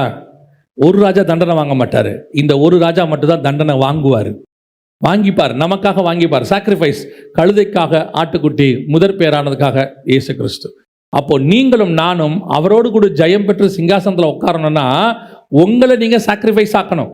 அதான் பைபிள் சொல்லுது, நம்மை நாமே ஜீவாதார பலியாக ஒப்பு கொடுப்பதே புத்தி உள்ள ஆராதனை. இன்னைக்கு சிங்காசனத்தில் ஆளுகை செய்யறதுக்கு தான் ஆசை இருக்குது. ரூல் பண்ணணும், ஆளுகை செய்யணும், அதிகாரம் கையில வந்துருச்சுன்னா எதையாவது செஞ்சு பார்த்துடணும் அப்படின்றாங்க. ஆனால் வசனம் சொல்லுது, அதுல உட்கார் இருக்கும் போது சாக்ரிஃபைஸ் வரணும். 13ஆம் அதிகாரம் யோவான் எழுதின சுவிசேஷம் 3வது வசனம் வாசி. நல்லா கவனிங்க. இயேசுவை பத்தி சொல்லுது, தம்முடைய கையில் பிதா எல்லாவற்றையும் ஒப்பு கொடுத்தார் என்பதை, தான் தேவனிடத்திலிருந்து வந்ததையும் தான் தேவனிடத்துக்கு போகிறதையும். இப்ப இயேசுகிட்ட என்ன இருக்குது? சகல அதிகாரமும் இருக்கு. சகல அதிகாரமும் அவர் கையில் இருக்கு. பிதா தன் கரத்தில் எல்லாவற்றையும் ஒப்பு கொடுத்தார் என்பதை அறிந்து, இப்போ பிதா எல்லாத்தையும் கொடுத்துறாரு இயேசுகிட்ட. ஒரு வசனம் சொல்லுது, பிதா, அதே யோவான்ல தான் இருக்கு, பிதா தாமே நியாய தீர்ப்பு செய்கிற அதிகாரத்தை அவர் வச்சுக்காம யார்கிட்ட கொடுத்துட்டாரா? இயேசு கிறிஸ்து கிட்ட கொடுத்துட்டாரா, குமாரன்ட்ட கொடுத்துட்டாரா. நியாய தீர்ப்பு செய்கிற அதிகாரம் யார்கிட்ட தான் இருக்குது? குமாரன் கையில் இருக்கு. பிதா இப்ப என்ன பண்ணிட்டாரு? எல்லாவற்றையும் ஒப்பு கொடுத்தார் என்பதை அறிந்து இயேசு தாமே, அடுத்த வசனம், போஜனத்தை விட்டெழுந்து வஸ்திரங்களை கழற்றி வைத்து ஒரு சீலையை எடுத்து அறையிலே கட்டிக்கொண்டு. அதிகாரம் கையில வந்தோன்னு என்ன பண்ணணும்? அதிகாரம் கையில் வந்த உடனே சீலையை கட்டிக்கிட்டு காலை கழுவணும். உலகத்தான் சொல்றான், பதவி வரும்போது பணிவு வர வேண்டும் தோழா. பதவி வரும்போது அதிகாரம் வரக்கூடாது, பதவி வரும்போது பணிவு வரணும். நான் சொல்கிறது எல்லாத்துக்கும் பொருந்தும். யோசித்து பாருங்க, எனக்கு ரொம்ப ஆச்சரியப்பட்ட ஒரு விஷயம்.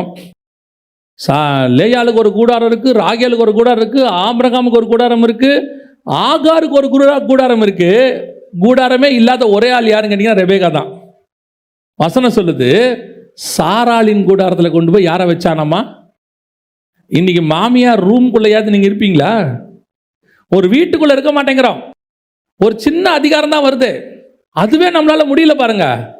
வசனம் சொல்லுது, அவ்வளோ பெரிய சிங்காசனத்துக்குள் ஆட்டுக்குட்டியை போல உட்கார்ந்துருக்கிறாராம். எப்படி? பலியாகிற ஆட்டுக்குட்டி. நான் உங்களுக்கு சொல்லுகிறேன், கர்த்தர் உங்களுக்கு எவ்வளவு உயரம் கொண்டு போகிறாரோ, வசனம் சொல்லுது, அவர் எவ்வளவுக்கு எவ்வளவு உயர்த்தப்பட்டாரோ அவ்வளவுக்கு அவ்வளவு தன்னை தாழ்த்தினார். உங்களுக்குள்ள அந்த தாழ்மை வந்துட்டே இருக்கணும். எவ்வளோக்கு எவ்வளோ, நான் உங்களுக்கு சொல்றேனே, ஆப்போசிட்டா நடக்கும். நீங்க எவ்வளோக்கு எவ்வளோ தாழ்த்துறீங்களோ கர்த்தர் அவ்வளவுக்கு அவ்வளோ உங்களை உயர்த்துவார். நீங்க உங்களை உயர்த்தல வரும்போது உங்க கண்ணுல ஒரு பெருமை வரும், உங்க நடையில ஒரு பெருமை வரும். வந்துச்சு தொலைஞ்சிங்கன்னு அர்த்தம். வந்துச்சு அதாவது அது உங்களை அறியாமலேயே காட்டி கொடுத்துரும். சில ஆட்கள்லாம் பாருங்க, அவன் இருதயத்துக்குள்ளேயே அந்த பணிவு தானா இருக்கும்.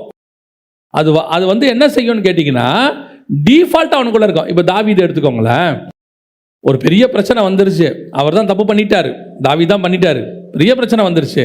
போய் சொல்லும் போது ஆண்டவர் கேட்பாரு, நான் தானே தப்பு பண்ணேன், இந்த ஆடுகள் என்ன பண்ணுச்சு? அவன் மைண்டில் நான் எவ்வளோ உயர்த்தப்பட்டாலும் நான் ஒரு மெய்ப்பன் என்கிறது அவன் மைண்டில் இருந்துகிட்டே இருக்கு. புழுதியிலிருந்து என்னை உயர்த்தினார், என்னை கொண்டு வந்து கர்த்தர் மேலே உட்கார வச்சிருக்கிறாரு. அந்த தாட் இருந்துகிட்டே இருக்கணும். சிங்காசனத்தில் நீ ராஜான்னு நினச்ச, கர்த்தர் சொல்வார், நான் கட்டிய மகா பாபிலோன். எனக்கு ரொம்ப ஆச்சரியம் அந்த வசனத்தில் என்னன்னா, அந்த வார்த்தை அவன் வாயில் இருக்கும் போதே, அப்படின்னா என்ன அர்த்தம்னா, பக்கத்தில் ஒரு தூதன் வாய் பார்த்துட்டே நின்று இருக்கான், இப்படி பார்த்துட்டே நிற்கிறான். நான் கட்டிய மகாபாபி அட்ரான் அடிச்சிட்டான் பட்டுன்னு. அப்போனா எவ்வளோ ஷார்ப்பாக அவனை பார்த்துருக்கான் பாருங்க. அவனை அந்த வார்த்தை அவன் வாயில் இருக்கும் போதே, அப்படின்னா என்ன அர்த்தம்னா, வாயை பார்த்துக்கிட்டே நின்று இருக்கான். சொன்னவன பட்டீர்னு அடிச்சான், ஒரே அடி.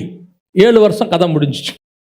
இன்னைக்கு கர்த்தர் எக்ஸ்பெக்ட் பண்ணது என்ன? சாக்ரிஃபைஸ், பலி. இந்த கிறிஸ்தவம் என்பது பூமியில் வாழ்வதற்காக வந்த இடம் அல்ல, வாழ்வதில் சாவதற்கான இடம். ஒருத்தன் வந்து கேட்குறான், நித்திய ஜீவனை பெற என்ன செய்யணும்? சிலுவை தூக்கிட்டு என் பின்னாடி வா. சிலுவை எடுத்துட்டு வரேன். எங்கே போறீங்க? கல்வாரிக்கு போகிறேன். அங்கே போய் என்ன செய்வீங்க? சாவ போகிறேன். இல்லை, நான் கேட்டது ஜீவன் ஆச்சே, அதுக்கு தான் கூப்பிட்டு போகிறேன். ஏங்க, ஜீவனுக்கு கூப்பிட்டா சாவ கூப்பிட்றீங்க? நீ இங்கே செத்தா தாண்டா அங்கே ஜீவன் கிடைக்கும். இங்கே தாழ்த்தினதான் அங்கே உயர்வு கிடைக்கும். இங்கே வெறுமையானா தான் அங்கே நிறைவாய் நிற்கும். இன்னைக்கு பல நேரங்களில் சிங்காசனத்தில் உட்காரும் போது, ஏரோது சிங்காசனத்தில் உட்காந்துட்டானாமா, ஆனால் உட்காந்துட்டு ஏரோது பேசுறதெல்லாம் கர்த்தருடைய வார்த்தை. அப்போஸ்தலர் நடபடிகளில் இருக்கும் 12ஆம் அதிகாரம். குறித்த நாளிலே ஏரோது ராஜவஸ்திரம் தரித்து கொண்டு சிங்காசனத்தின் மேல் உட்கார்ந்து அவர்களுக்கு பிரசங்கம் பண்ணினான். மனுஷ சத்தம் அல்ல, ஆர்ப்பரித்தார்கள். செலுத்தாதபடியினால் உடனே கர்த்தருடைய தூதன் அவனை அடித்தான். நீ உட்கார்ந்திருக்கிறது சிங்காசனம், போட்டிருக்கிறது ராஜவஸ்திரம், அது கர்த்தர் கொடுத்தது. அங்க உட்கார்ந்து பேசுறியே, அது கர்த்தருடைய வார்த்தை. பேசும்போது கர்த்தருடைய வார்த்தையை பேசுறேன். நான் உட்கார வச்சதுக்கு இந்த சிங்காசனம், ராஜாக்களை தள்ளி ராஜாக்களை உருவாக்குறது கர்த்தர். கர்த்தர் என்ன சிங்காசனத்தில் உட்கார வச்சிருக்கிறாரு, ராஜ வஸ்திரம் கர்த்தர் கொடுத்திருக்கிறாரு. சில நேரத்தில் நமக்கு பழக்கம் இல்லாத வஸ்திரத்தை கர்த்தர் கொடுத்துருவாரு. ஏன்னா அது கர்த்தர் நம்ம மேல வச்ச கனம் கொடுத்துருவாரு. சிங்காசனத்து மேல உட்கார்ந்துருக்கிறேன், ராஜ வஸ்திரம் தரிச்சிருக்கிறேன், கர்த்தருடைய வார்த்தையை பேசுறேன். ஆனா கனம் மட்டும் கர்த்தருக்கு மட்டும்தான் போகணும், எனக்குள்ள வந்துடவே கூடாது. கர்த்தர் எனக்கு சிங்காசனத்தை கொடுப்பாரு, வஸ்திரம் கொடுப்பாரு, எல்லாம் கொடுப்பாரு. ஆனா மகிமையை ஒரு நாளும் விட்டு கொடுக்கவே மாட்டார். கர்த்தர் தன்னுடைய மகிமையை அவருக்கு தான் வச்சுப்பாரு. உட்காந்துக்கிட்டு நான் என்னது, நம்ம டேலண்ட்டு, நான் பாடினதுனால, நான் பிரசங்கம் பண்ணதுனால, வெள்ளிக்கு குகையும் பொண்ணுக்கு புடமும் மனுஷனுக்கு புகழ்ச்சியுமே சோதனை. அதை தடுக்க முடியல. ஏன்னா அவங்க வந்து சொல்றது அவங்களோட இயல்பு, அவங்க அன்பில் சொல்றாங்க. ஆனால் நம்மளை அதுலேருந்து பாதுகாத்து கொள்ளணும். ஏன் தெரியுமா? நான் யார் என்பது எனக்கு நல்லா தெரியும். இங்கே நிற்க வச்சது யாரு, பேச வைக்கிறது யாரு, இது இந்த வசனத்திலிருந்து இருக்கக்கூடிய வெளிப்பாடுகளை கொடுக்கறது யாருன்றது எனக்கு நல்லாவே தெரியும். இதுல ஏரோதுக்கு ஒன்றுமில்லை. நான் சிங்காசனத்தில் உட்கார வேண்டிய ஆட்டுக்குட்டி என்பது மட்டும் மனசுல இருக்கணும். என்ன உட்கார வச்சாச்சு, ஆனா நான் யார் தான்? ஆட்டுக்குட்டி தான். மாற்று கருத்து கிடையாது. இயேசு கிறிஸ்து பிதா தன் கையில எல்லாவற்றையும் ஒப்பு கொடுத்தார் என்பதை அறிந்து கால்களை கழுவத் தொடங்கினார். எவ்வளவுக்கு எவ்வளவு அவர் தாழ்த்தினாரோ அவ்வளவுக்கு அவ்வளவு அவர் உயர்த்தப்பட்டார். உங்க உயர்வுக்கான வழி அதுதான்.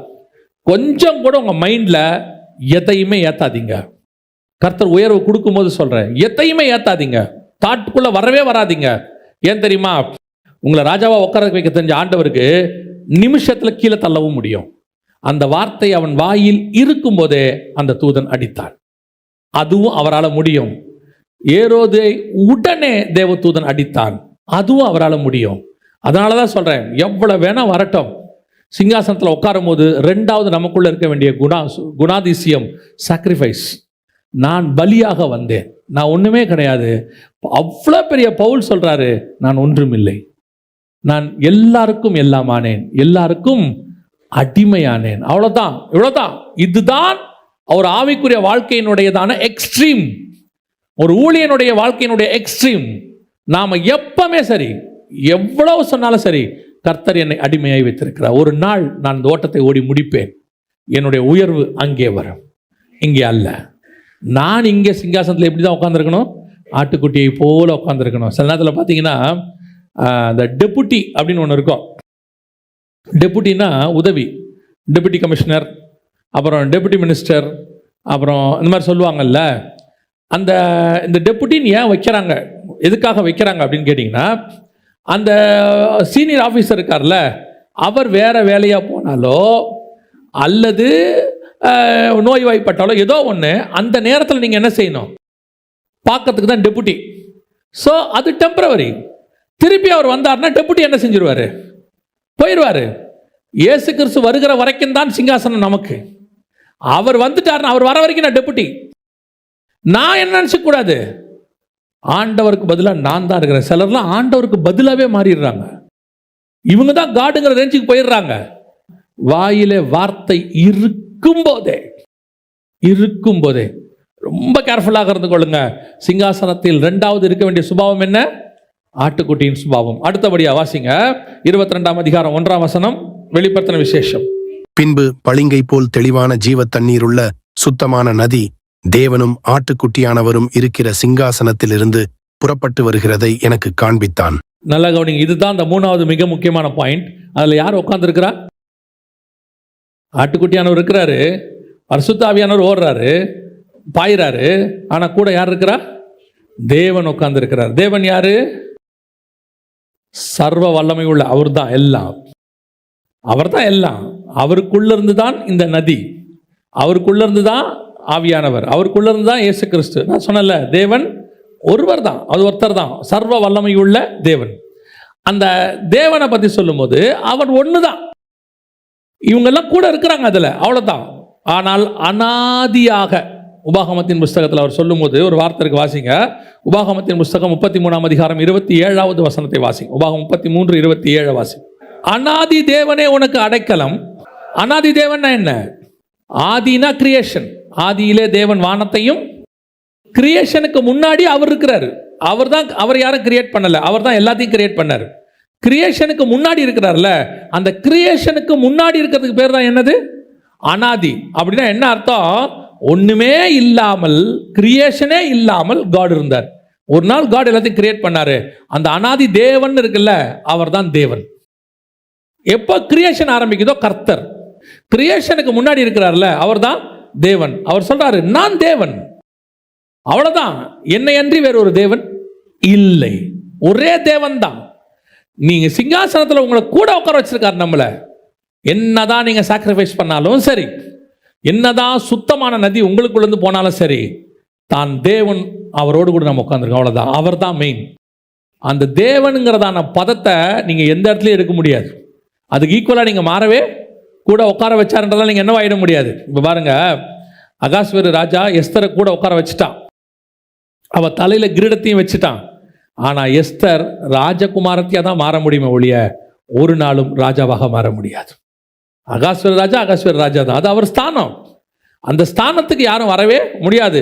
கூட உட்கார வச்சதுனால நான் ராஜாவை ஆயிடவே மாட்டேன். நான் ராஜகுமாரத்தியா இருப்பேன். அந்த ராஜகுமாரத்துக்குரிய கணம் எல்லாம் எனக்கு கிடைக்கும். ஆனா ராஜாக்குரிய கணம் கிடைக்கவே கிடைக்காது. ராஜா செய்றாரு, அவர் நினைச்சா வஸ்தி அவர் மாத்திடுவாரு, எஸ்தரை கொண்டாந்துருவாரு. ஆனா ராஜாவை மாத்தணும்னா தேவனால் மட்டும்தான் முடியும். தேவனை யாராலையும் மாற்ற முடியாது. சொல்றது புரியுதா? அப்போ நான் எங்க உட்காந்துருக்கிறேன் தெரியுமா? சில நேரத்தில் சொல்லுவாங்க தெரியுமா, ஹாட் சீட் அப்படிம்பாங்க. எங்க உட்காந்துருக்கிறோம்? Hot seat. சர்வ வல்லமை உள்ளவரோட உட்காந்துருக்கிறேன். அப்போ யோசித்து பாருங்க, நான் எப்படி பிதாவோடு கூட உட்கார்ந்தேனோ அதே மாதிரி உங்களையும் உட்கார வைப்பேன். நீங்க உட்கார்ந்துருக்கிற சிங்காசனத்துல கூட யார் உட்காந்துருக்கிறா? தேவன் உட்காந்துருக்கிறார். சில நேரத்தில் நிறைய பேர் நினைக்கிறாங்க அப்படி, சிங்காசனத்துலப்பா அப்படி தேவன் கூட உட்காரலான்னு. உட்காந்து பார்த்தா தான் தெரியும். நம்ம என்னதான் அந்த பூமியில் சாக்ரிஃபைஸ் பண்ணாலும், எவ்வளோதான் பரிசுத்தமாக வாழ்ந்தாலும், என் பக்கத்தில் ஒருத்தர் உட்காந்துருக்கிறாரு, அவருக்கு ஈக்குவலாக ஒரு நாள் நீ வரவே முடியாது. அந்த கணத்தை நீ எடுக்கவே முடியாது. ஐ ஆம் அப்படின்னு இருக்கும். நான் தான், என்னை அன்றி வேறு ஒருவர் இல்லவே இல்லை. அந்த தேவனோடு உட்காருவதுக்கு தான் கர்த்தர் உங்களை என்னையும் அழைச்சிருக்கிறார். அல்லேலூயா. எவ்வளோ பெரியதான ஒரு சான்ஸ் பாருங்களேன், எவ்வளோ பெரிய சான்ஸு. அதாவது சமீபத்தில் இந்த பத்மபூஷன் விருதெல்லாம் கொடுத்தாங்க, ஜனாதிபதி கொடுக்குறாங்க. அதுக்கு என்ன ப்ரொசீஜர் தெரியுமா?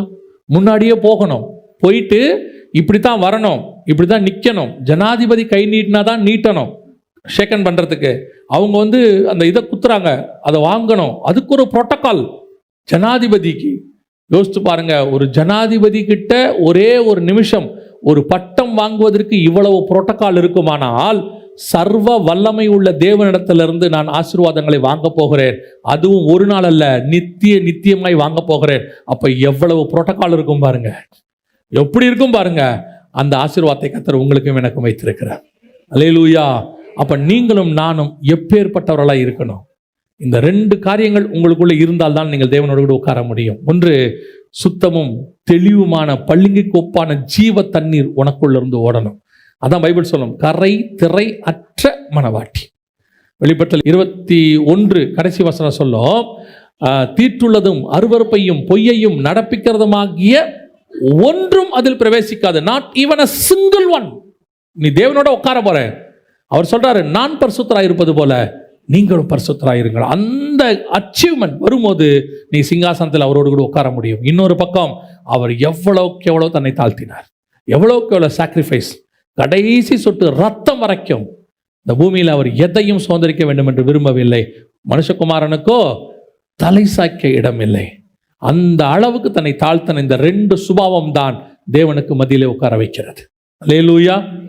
ரெண்டாவது, சிங்காசனத்தில் உட்கார்ந்து இருக்கிறார் இல்லையா, அந்த சிங்காசனம் உட்கார்ந்து இருக்கிறதுக்கான மிக முக்கியமான, நான் இருக்கிற நேரத்தை ஒரே ஒரு விஷயத்தை சொல்லி முடிக்க விரும்புகிறேன். வாசிங்க, சகரியாவின் புஸ்தகம் 6ஆம் அதிகாரம் 13வது வசனத்தை வாசிங்க. சகரியா 6:13. அவரே கர்த்தருடைய ஆலயத்தை கட்டுவார், அவர் மகிமை பொருந்தினவராய் தம்முடைய சிங்காசனத்தின் மேல் வீற்றிருந்து ஆளுகை செய்வார், தம்முடைய சிங்காசனத்தின் மேல் ஆசாரியராயும் இருப்பார், இவ்விரண்டின் நடுவாக சமாதானத்தின் ஆலோசனை விளங்கும்.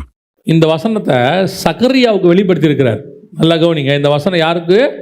சகரியாவுக்கு வெளிப்படுத்தப்பட்டிருக்கிறது. ஆனா இது முழுக்க முழுக்க நியூ டெஸ்ட்மென்ட் வசனம், புதிய ஏற்பாட்டினுடைய வசனம். அந்த வசனத்தை இப்ப நம்ம கொஞ்சம் கொஞ்சமா வாசிக்க போறோம். கடைசியை வாசிங்க. கடைசியை, இவ்விரண்டின் நடுவாக சமாதானத்தின் ஆலோசனை. எந்த ரெண்டின் நடுவாக? அதே 6ஆம் அதிகாரம் 1ஆம் வசனம் வாசிங்க. 2 பர்வதங்களின் நடுவாக புறப்பட்டு, 2 பர்வதத்துக்கு நடுவாக இருக்குல்ல, இந்த 2க்கு நடுவே சமாதானத்தின் ஆலோசனை விளங்கும். இந்த 2 பர்வதம்னா என்ன? இது சகரியாவுக்கு தரிசனமாக காட்டப்படுது.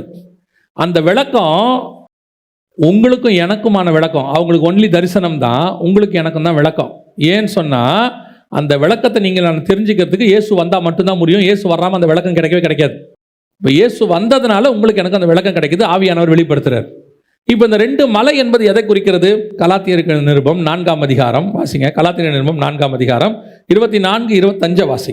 இவைகள் ஞான அர்த்தம் உள்ளவைகள். அந்த ஸ்திரீகள் 2 ஏற்பாடுகளாம். ஒன்று சீனாய் மலையில் உண்டான ஏற்பாடு, அது அடிமைத்தனத்திற்குள்ளாக பிள்ளை பெறுகிறது. அது ஆகார் என்பவள்தானே? ஆகார் என்பது அரபி தேசத்தில் உள்ள சீனாய் மலை. அந்த ஆகார் இப்பொழுது இருக்கிற எருசலேமுக்குச் சரி, இவள் தன் பிள்ளைகளோட கூட அடிமைப்பட்டிருக்கிறாளே. அங்கே 2 விதமான மலைகளை குறித்து இருக்கிறது, 2 விதமான ஏற்பாடுகள், 2 காரியங்கள். ஒன்று சீனாய் மலை, இன்னொன்று சீயோன் மலை. இப்பொழுது இருக்கிற எருசலேம் என்பது அவர் நியாய பிரமாணத்துக்கு அடையாளமாக சொல்லுகிறார்.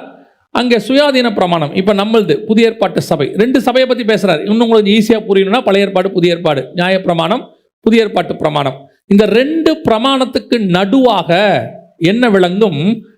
சமாதானத்தின் ஆலோசனை விளங்கும். இந்த 2த்துக்கு நடுவில் யார் வந்தா? இயேசு கிறிஸ்து. அந்த வசனம் என்ன சொல்லுது? அவர் ராஜாவாகவும் வீற்றிருப்பார், ஆசாரியராகவும் வீற்றிருப்பார். அது மெல்கிசேதேக்கின் முறைமை. ராஜாவும் ஆசாரியரும். நியாயப்பிரமாணம் ஆசாரியத்துவம் தான், ராஜ்யபாரம் தனி. இந்த புதிய ஏற்பாட்டு பிரமாணத்தில் தான் ராஜாவும் ஆசாரியரும் 2ம் இருக்கும். பழைய ஏற்பாட்டில் அப்படி இருக்காது. ராஜா தனியாக இருப்பார், ஆசாரியர் தனியாக இருப்பார். இந்த 2ம் ஒன்றா இருக்கிறது எங்கே இருக்குது? ஒரே சிங்காசனத்தில் ராஜாவும் ஆசாரியரும். ராஜாவும் ஆளுகை செய்வார், அவர் ஆசாரியராகவும் இருப்பார். வெளிப்படுத்தின விசேஷம் 1ஆம் அதிகாரம் 6வது வசனம். நம்மிடத்தில் அன்பு கூர்ந்து தமது இரத்தத்தினாலே நம்முடைய பாவங்களற நம்மை கழுவி தம்முடைய பிதாவாகிய தேவனுக்கு முன்பாக நம்மை ராஜாக்களும் ஆசாரியர்களுமாக்கின அவருக்கு மகிமையும் வல்லமையும் என்றென்றைக்கும் உண்டாயிருப்பதாக. ஆமென். ஜெயம் கொள்ளுகிறவன் எவனோ அவனை என்னோடு கூட சிங்காசனத்தில் உட்கார வைத்துக் கொள்வேன். அப்போ உட்கார்ந்துருக்கிற நீங்களும் நானும் எப்படி இருக்கிறோமா? ராஜாக்களும் ஆசாரியருமா இருக்கிறோமா? ஆளுகை செய்கிறோம்னு இருக்கு. ஒரு பக்கம் ஆசாரியத்துவம் இருக்கு. இந்த 2ம் உடையவர்களாய்த்தான் எங்க உட்கார்ந்துருக்கணும்? சிங்காசனத்தில் உட்கார்ந்துருக்கணும். அங்கே உட்கார்ந்துருக்கும் போது பலி, இங்கே உட்கார்ந்துருக்கும் போது ஆசாரியத்துவமும் ராஜ்யபாரமும். இந்த ராஜ்யபாரம்னு உடனே ஒரு சந்தோஷம் வந்துடும். பிரைஸ் காட். நம்ம உலகத்தை என்ன செய்ய போறோம்? இயேசு கிறிஸ்து உலகத்தை ஆண்டாரா இல்லையா? இயேசு கிறிஸ்து உலகத்தை ஆளுகை செய்தாரா இல்லையா? வாசிங்க, வெளிப்படுத்தின விசேஷம் 1ஆம் அதிகாரம் 5வது வசனம் வாசிங்க. உண்மை உள்ள சாட்சியும் மரித்தோரிலிருந்து முதல் பிறந்தவரும் பூமியின் ராஜாக்களுக்கு அதிபதியுமாகிய, இப்போ இவர் அதிபதி ஆக்கிட்டார், இவருக்கு போஸ்டிங் கொடுத்தாச்சு. ஆனா வசனம் சொல்லுது, உங்களுடைய சத்துருக்களை பாதபடியாக்கி போடும் வரைக்கும் நீர் என்னுடைய வலது பாரசத்தில் உட்காரும். அப்படின்னா என்ன அர்த்தம்? இவரு தான் எல்லாத்துக்கும் ஆர்டன் பண்றாரு, எல்லாம் செய்யறாரு. இன்னும் பூமியில என்ன வரல? அதிகாரம் இருக்கு. இவர் நாமத்துக்கு தான் அதிகாரம். அது காற்று அடங்கும், கடல் அடங்கும், விசுவாசத்தினால மலையை பெயர்ந்து போனா போகும், மரித்தோர் உயிர்ப்பிக்கப்படும், எல்லாம் இருக்கு. ஆனா லிட்டரலா இன்னும் என்ன வரல பூமியில? அது ஆயிடவர் சாட்சியில் தான் அவர் வந்து ராஜாவாக பூமியில உட்கார்வார். அப்ப இதுல என்ன புரிதல் உங்களுக்கு வரணும்? உங்களை என்னையும் கர்த்தர் அழைச்சது இந்த பூமியில ராஜாவா உட்கார்றதுக்கு இல்ல, ஆளுகை செய்வதற்கு. நான் சொல்றது புரியுதா? நான் ராஜாவா அழைக்கப்பட்டேன், ராஜாவும் ஆசாரியரும் அழைக்கப்பட்டேன். ஆனா உலகத்தின் சிங்காசனத்தில் உட்கார்ந்து எம்பியாவோ எம்எல்ஏவோ பிரதமராகவோ ஜனாதிபதியாகவோ அந்த அல்ல. நான் அழைக்கப்பட்டது ஸ்பிரிச்சுவலாக ஆளுகை செய்வதற்கு. நான் உலகத்தின் ராஜ்யபாரத்தில் இருக்க மாட்டேன். ஆனா உலகத்தினுடைய அதிகாரம் எல்லாம் கர்த்தர் நம் கையில் கொடுத்து வச்சிருக்கிறார். மலையை பார்த்து பெயர்ந்து போனா போகும். மரித்தோரை உயிர்ப்பிக்கிற வல்லமை உங்க கையில இருக்கு. ஒருத்தனை வியாதியை சுகமாக்குற வல்லமை உங்ககிட்ட இருக்கு. செங்கடலை பிளக்கிற வல்லமை உங்ககிட்ட இருக்கு. எரிகோ உடைக்கிற வல்லமை உங்ககிட்ட இருக்கு. கர்த்தர் கொடுத்து வச்சிருக்கிறார். என்னை விசுவாசிக்கிறவன் நான் செய்தவைகளையும் செய்வான், நான் செய்யாதவைகளையும் செய்வான். ஆண்டவர் அந்த அதிகாரத்தை கொடுத்திருக்கார். அத்தாரிட்டி இருக்கு. ஆனா அந்த அத்தாரிட்டியை நம்ம மிஸ்யூஸ் பண்ணிட்டு இருக்கிறோம், அல்லது மிஸ்டேக் பண்ணிட்டோம். நம்ம என்ன நினைச்சுக்கிட்டோம்? ஆளுகை. அப்போனா என்ன அர்த்தம்? கால் மிதிக்கும் தேசம் எல்லாம் கர்த்தர் தருவாரு. லேண்டு வாங்கி போட்டா ஆளுகை. யார் சொன்னா? யார் சொன்னா?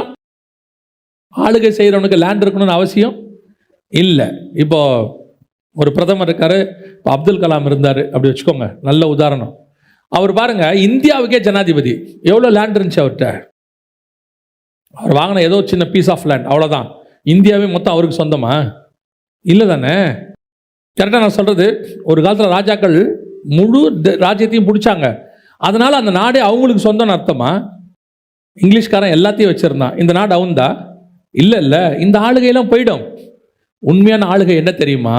கர்த்தர் பாவத்தின் மேலும் இந்த உலகத்தில் உள்ள சாத்தானின் மேலும் நமக்கு அதிகாரத்தை கொடுத்திருக்கிறார்.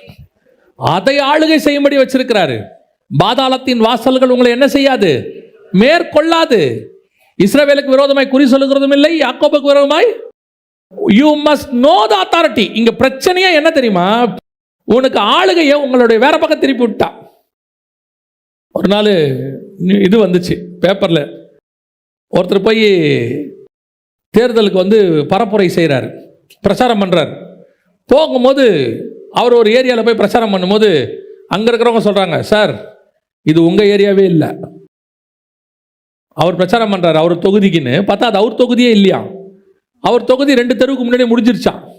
இவர் சம்மந்தமே இல்லாமல் என்ன பண்ணியிருக்கிறாரு, இதுவும் நம்ம தொகுதி தான் நினச்சிக்கிட்டு போய் என்ன பண்ணியிருக்கிறாரு, பிரச்சாரம் பண்ணியிருக்கிறார். அவன் சொல்லியிருக்கான், சார் உங்கள் தொகுதி அது 2 எலெக்ஷன் 2 தடவை முடிஞ்சிச்சு, இது வேற ஆளுது, வேற வேட்பாளர், அவர் வராரு. உடனே இவர் சமாளிக்கிறார், பரவாயில்ல இதுவும் நம்மள் தான் அப்படின்னு திரும்பி போயிட்டார். அந்த மாதிரி நமக்கு எது ஆளுகைன்னே தெரில. இப்போ நம்ம பாட்டு உட்காந்துட்டு இல்லாத போல அதெல்லாம் செஞ்சுட்டு இருக்கிறோம். நம்ம கிட்ட ஒரு அத்தாரிட்டி இருக்கு, கத்தர் கொடுத்திருக்காரு, சிங்காசனம் மேல உட்கார்ந்திருக்கிற ஆளுகை. இப்ப இயேசு கிறிஸ்து பூமியில ராஜாவாக எந்த சிங்காசனத்துல உட்காரல, ஆனா பூமி அவர் கண்ட்ரோல்ல தான் இருக்கு. பூமியின் ராஜாக்களுக்கு அதிபதி, அந்த அதிகாரம் தான் உங்ககிட்ட இருக்கணும். அப்படிங்க நீங்க பைபிள்ல இருந்து உங்களுக்கு சொல்றேன் பாருங்க. எலியா வனாந்தரத்தில் இருந்ததான ஒரு தீர்க்கதரிசி. ஆகாப் பயந்தானா இல்லையா? பயந்தான்ல. யோவான் ஸ்நானகன் வனாந்தரத்தில் ஒரு தீர்க்கதரிசி. ஏரோது பயந்தானா இல்லையா? பயந்தான் தானே. அதுதான் சொல்கிறேன். இப்போ இஸ்ரவேல ராஜா இருக்கான், எலிசாவை பார்த்து பயப்படுறானா இல்லையா? எலிசா சொன்னால் கேட்குறானா இல்லையா? நடக்குது இல்லை? அதை தான் உங்களுக்கு சொல்கிறேன். இப்போது நம்முடைய ஆளுகை என்பது சில ஊழியக்காரங்கிட்ட நான் பார்க்கும்போது அவங்க செய்வாங்க, கர்த்தர் உன்னை நொறுக்குவார், கர்த்தர் உன்னை குத்துவார், கர்த்தர் உன்னை கை வெட்டுவார். அவர் என்ன அடியாளா? அவர் ஆண்டவர் அடியாளாக வச்சிருக்கிறோம். ஆண்டவர் எனக்காக யுத்தம் செய்வார். என்ன பண்ணுவார்? யுத்தம் செய்வார். என்ன பண்ணுவார்? எதிரில் இருக்கிறோம் கையை உடைப்பாரா? உனக்கு ரத்தம் சிந்தினவர் அவனுக்கும் ரத்தம் சிந்தி இருக்கிறார். உன்னை மீட்டவர் அவனை மீட்க விரும்புகிறார். இன்னைக்கு உன்னை அடிச்ச போது உனக்கு வலிக்குது இல்ல, நீ ஒரு நாள் ஏற்கனவே இன்னொருத்தனை அடிச்சல்ல. ஒரு 10 வருஷமா நம்ம பாவம் செஞ்சிருக்கோம்ல, நம்ம பேசி அர்த்தம் இருதயத்தை உடைச்சி அர்த்தம் தூக்கம் இல்லாமல் இருந்தாம்ல, அப்ப நம்மளை மன்னிச்சாரா இல்லையா? இப்ப கர்த்தர் வெயிட் பண்றாரு அவனை மன்னிக்கிறதுக்கு. அப்பனா அவனை குத்தும் கொலை பண்ணும் பல்ல உடையும் என்பது அல்ல ஆளுகை. உங்க மேல அந்த பயம் வரக்கூடாது. எந்த பயம் வரணும் தெரியுமா? இவனோடு கூட கர்த்தர் இருக்கிறார். இவங்கிட்ட பேசினா இவனுக்கு பஞ்சாயத்து பண்ணுறதுக்கு கர்த்தர் வருவார். அந்த பயம் இருக்கணும். இவங்க கூட எதுக்காக ஆகாப்பு எலியா கூப்பிட்டா வரான்? போய் சொல்றாப்புல, இவங்கிட்ட போய் சொல்லுவாப்புல, நீ போய் என்ன செய்ய, உபதியா கிட்ட சொல்லுவாப்புல, நீ போய் என்ன செய்ய, எலியா வந்திருக்கிறேன்னு போய் சொல்லும் பாரு. ஆகாப் ரதத்தை பூட்டி கொண்டு எலியாவை பார்க்கும்படி வந்தான். ராஜா இவனை பார்க்க வனாந்தரத்துக்கு வரான். இவன் போதாத குறைச்சலுக்கு அவனை எதிர்த்து பேசிவிட்டு அப்புறம் சொல்லுவான், சரி மழை வர மாதிரி இருக்கு, வீட்டுக்கு சீக்கிரம் போகும்பான். ஏய் நீ தானடா என்னை கூப்பிட்ட, பேசுறதுக்கு கூப்பிட்டேன், அப்புறம் பேசி முடிச்சுட்டேன், வீட்டுக்கு போகும்பா. இப்படி ஒரு ராஜா கிட்ட அத்தாரிட்டியோட இருக்கணும்னா யோசித்து பாருங்க. எந்த ராஜாவாது, ஆகாப்பே அப்படித்தான். ஆகாப் சொன்னா ஒருவன் வா என்றால் வருகிறான், ஒருத்தன் போ என்றால் போகிறான், நூற்றுக்கு அதிபதி. அதை விட பவர் யாருக்கு இருக்குது? ராஜாவுக்கு இருக்குது. ஆனா அந்த ராஜாவை பார்த்து ஒருத்தன் சொல்றான் வான்னு, அவன் வரான். அப்ப இதுக்கு காரணம் என்ன? அதுதான் உன்மேல் உள்ள அபிஷேகம், அதுதான் உன்மேல் இருக்க ராஜரீக அபிஷேகம். அத நீ வார்த்தையினால கொண்டு வரக்கூடாது, உன்னை பார்த்தாலே வரணும். உன் மேல அந்த மகிமை இருந்துச்சுன்னா ஆட்டோமேட்டிக்காக பாருங்க. அந்தி கிறிஸ்துன்னு ஒருத்தர் இருக்கான் பைபிள்ல இல்லையா? அது ஒரு ஸ்பிரிட். அந்த ஸ்பிரிட் வந்துச்சுன்னா அது ஆட்டோமேட்டிக்கா உலகத்தை என்ன செய்யும்? ஆளுகை செய்யும். அந்த தைரியம் அவனுக்கு வந்துடும். அது வந்துடும், அவ்வளோதான். அவன் மற்ற ராஜாக்கள்லாம் அப்படி செய்ய மாட்டாங்க, பயப்படுவாங்க. ஆனால் அவன் செய்வான். ஏன்னா அந்த ஸ்பிரிட்டோடைய பவர் அது. தன்னை அறியாமலே அது எதிர்த்து நிற்கிறவனாயும், தேவன் எனப்படுவது எதுவோ, ஆராதிக்கப்படுவது எதுவோ, எல்லாற்றுக்கும் மேலாக தன்னை உயர்த்துகிறவனாயும் அப்படி இருக்கும். அந்த ஸ்பிரிட்டோடைய பவர் அது. அந்த ஸ்பிரிட்டுக்கு அந்த பவர் இருக்கிற மாதிரி உங்க மேல இருக்கிற அபிஷேகத்துக்கு அப்படி ஒரு பவர் இருக்கு. அது என்ன செய்யும் தெரியுமா? ஆளுகை செய்யும். எதை? வானமண்டலத்தின் பொல்லாத சேனைகளை ஆளுகை செய்யும். அதை உங்களுக்கு முன்னாடி நிற்க முடியாது. சிலர்லாம் இன்னைக்கும், இப்போ கூட 2-3 நாளைக்கு முன்னாடி ஒருத்தர் கேட்டாங்க, ஏங்க இந்த பிசாசெல்லாம் நம்மளை ஏதாவது செய்யுமான்னு. நீங்க பயந்தீங்கன்னா செய்யும். ஏன்னா நான் பயந்தது எனக்கு நேரிட்டது. பயந்தா செய்யும். தைரியமாக ஒன்று செய்ய. ஒரு தங்கச்சி ஒருத்தி என்ன பண்ணா, ரொம்ப நாளாக சொல்லிகிட்டே இருப்பா. ஃபோன் பண்ணி அண்ணே இன்னைக்கு எனக்கு அவங்க அதை பண்ணிட்டாங்க, அண்ணே இதை பண்ணிட்டாங்க, நைட்டு பார்த்தேன் என் வீட்டு தலைக்கு மேலே சர்பம் தொங்குதுன்னு. நான் திடீர்னு எனக்கு ஆவியானவர் உணர்த்தினார். நான் கேட்டேன், ஏம்மா இதெல்லாம் உனக்கே தோணுதா, யாராவது உனக்காக சொல்கிறாங்களான்னு? அப்போ தான் சொன்னாப்புல, ஒருத்தர் எனக்கு ஜோமணி சொல்லுவாங்கண்ணே, உன் வீட்டில் பாம்பு இருக்குது, உன் வீட்டில் அது தாயத்து வச்சுட்டாங்க, அதை பண்ணிட்டாங்க, மந்திரம் பண்ணிட்டாங்க, இப்படிலாம் சொல்கிறாங்கண்ணே.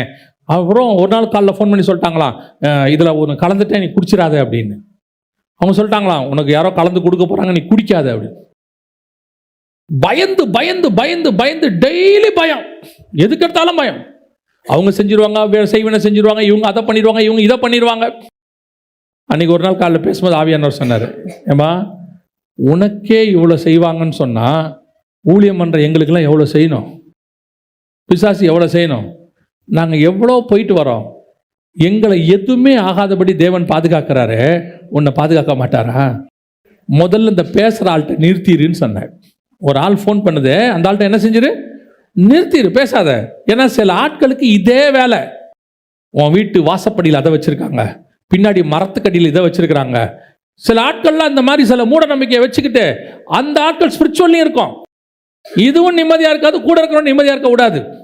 ஏதாவது சொல்லிக்கிட்டே இருக்கும், பாம்பு வாயை பழக்குது, அதை இதை பழக்குது. இப்பவும் சொல்ல, நல்லா கேட்டுக்கொள்ளுங்க, நீங்கள் தான் ஆளுகை செய்கிறவர்கள். உங்களை ஆளுகை செய்கிறவர் இயேசு கிறிஸ்து ஒருத்தர் தான், வேற யாரும் உங்களை ஆளுகை செய்யவே முடியாது. எதுக்கெடுத்தாலும் சில ஆட்கள் பயம். அப்ப கவனிங்க, சிங்காசனத்தில் உட்கார்ந்துருக்க முட்டை நேர்க்கணும், அத்தாரிட்டி, ஆளுகை. இந்த உலகத்துல கர்த்தர் எல்லாத்தையும் ஜெயிச்சிட்டார். திடம் கொள்ளுங்கள், நான் உலகத்தை, அவர் சொன்னாரு, நான் ஜெயித்து எப்படி அதிகாரம் பெற்றனோ அதை நான் உன் கையிலையும் கொடுத்து வச்சிருக்கிறேன். அப்ப சிங்காசனம் உட்கார்ந்துருக்கும் போது முதல்ல உங்களுக்கு என்ன இருக்கணும், ஆளுகை இருக்கணும். ரெண்டாவது அதே வசனம் வாசிங்க, சகரி 6 திருப்பி வாசிங்க, 13 வாசிங்க. அவரே கர்த்தருடைய ஆலயத்தை கட்டுவார், அவர் மகிமை பொருந்தினவராய் தம்முடைய சிங்காசனத்தின் மேல் வீற்றிருந்து ஆளுகை செய்வார், தம்முடைய சிங்காசனத்தின் மேல் ஆசாரியராயும் இருப்பார். அடுத்து என்ன செய்வாரு, ஆசாரியராகவும் இருப்பார். அப்படின்னா என்ன அர்த்தம்? ஆசாரியத்துவம்னா என்ன? priesthood அப்படின்னு அர்த்தம். அப்படின்னா என்ன அர்த்தம்? ஆரோனை பார்த்து கர்த்தர் சொன்னாரு, நீ எனக்கு நித்திய ஆசாரியனாக இருப்பாய் அப்படின்னாரு. அப்ப அந்த ஆசாரியத்துவத்தினுடையதான மிக முக்கியமான காரியம் என்ன? அதான் இம்பார்ட்டன்ட். ஆரோனை பார்த்து சொல்லும் போது, நீ ஜனங்களின் பாவத்தை சுமக்க வேண்டும்னு சொல்வார். அப்படித்தானே இருக்குது, ஜனங்களின் பாவத்தை சுமக்க வேண்டும். அப்ப ஆசாரியத்துவம் என்பது என்ன? ஜனங்களுடைய பாவத்துக்காக பரிகாரம், ஜனங்களுடைய பாவத்துக்காக பரிந்து பேசுதல். தேவனுக்கும் ஜனங்களுக்கும் நடுவில் அவன் என்னவா இருக்கிறான்? ஒரு மீடியேட்டர். அந்த இடத்துக்கு இப்ப யார் வந்துட்டா? இயேசு வந்துட்டாரு, ஆசாரியராகவும் இருப்பார். இப்ப உங்களை என்னையும் கூப்பிட்டு, எது கூப்பிட்டு? ஆசாரியராக. நீங்கள் நானும் ஜனங்கள் பாவத்துக்காக நிற்க வேண்டிய அவசியம் இல்லை. ஏன்னா இயேசு எல்லா பாவத்தையும் என்ன பண்ணிட்டாரு? மன்னிச்சிட்டாரு. ஆனா உங்களுக்கு எனக்கு ஒரு வேலை இருக்குது. என்ன தெரியுமா? தேவனிடத்தில் ஜனங்களை சேர்க்கிற வேலை. உங்களுக்கு எனக்கும் அந்த வேலை இருக்குது, ஆசாரியர் வேலை இருக்குது. எல்லாருக்கும் ராஜா வேலை பிடிச்சிருக்குது, அத்தாரிட்டி, பிசாசை விரட்டணும். Praise the Lord. இந்த அற்புத அடையாளத்தோடைய ஊழியம் பண்றதுக்கு எல்லாருக்கும் ரொம்ப இஷ்டம், தெரியுமா உங்களுக்கு? பயங்கரம். தீர்க்கதரிசி ஆகணும்னா ரொம்ப இஷ்டம், ஹீலிங் ரொம்ப இஷ்டம், அதே மாதிரி பிசாஸ் விரட்டுறது, டெலிவரன்ஸ் ரொம்ப இஷ்டம். அதெல்லாம் இருக்கு. ஜனங்களுக்காக பரிச்சு பேசுகிறது, வசனம் சொல்லுது, எல்லாவித விண்ணப்பத்தோடும் ஜெபத்தோடும் தேவனிடத்தில் என்ன செய்யுங்க? விண்ணப்பங்களை ஏறிடுங்க அப்படின்னு இருக்குது. மன்றாடுதல இன்னும் ஒரு 3-4 காரியங்களை சொல்லுவார் பவுல். எல்லாவித ஜெபத்தோடும் விண்ணப்பத்தோடும் உங்கள் மன்றாட்டுகளை ஏறிடுங்கள் அப்படிம்பாரு.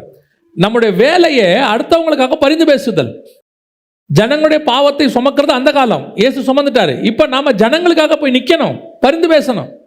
இன்னைக்கு ஆளுகை செய்யறதுக்கு ரெடி, பிசாசு விரட்டுறதுக்கு ரெடி, ஹீலிங்க்கு ரெடி, இப்போ வரங்களை பயன்படுத்துறதுக்கு ரெடி. தேவ சமூகத்தில் போய் காத்திருந்து ஜனங்களுக்காக மன்றாடுதல் தான் ஆசாரித்துவம்.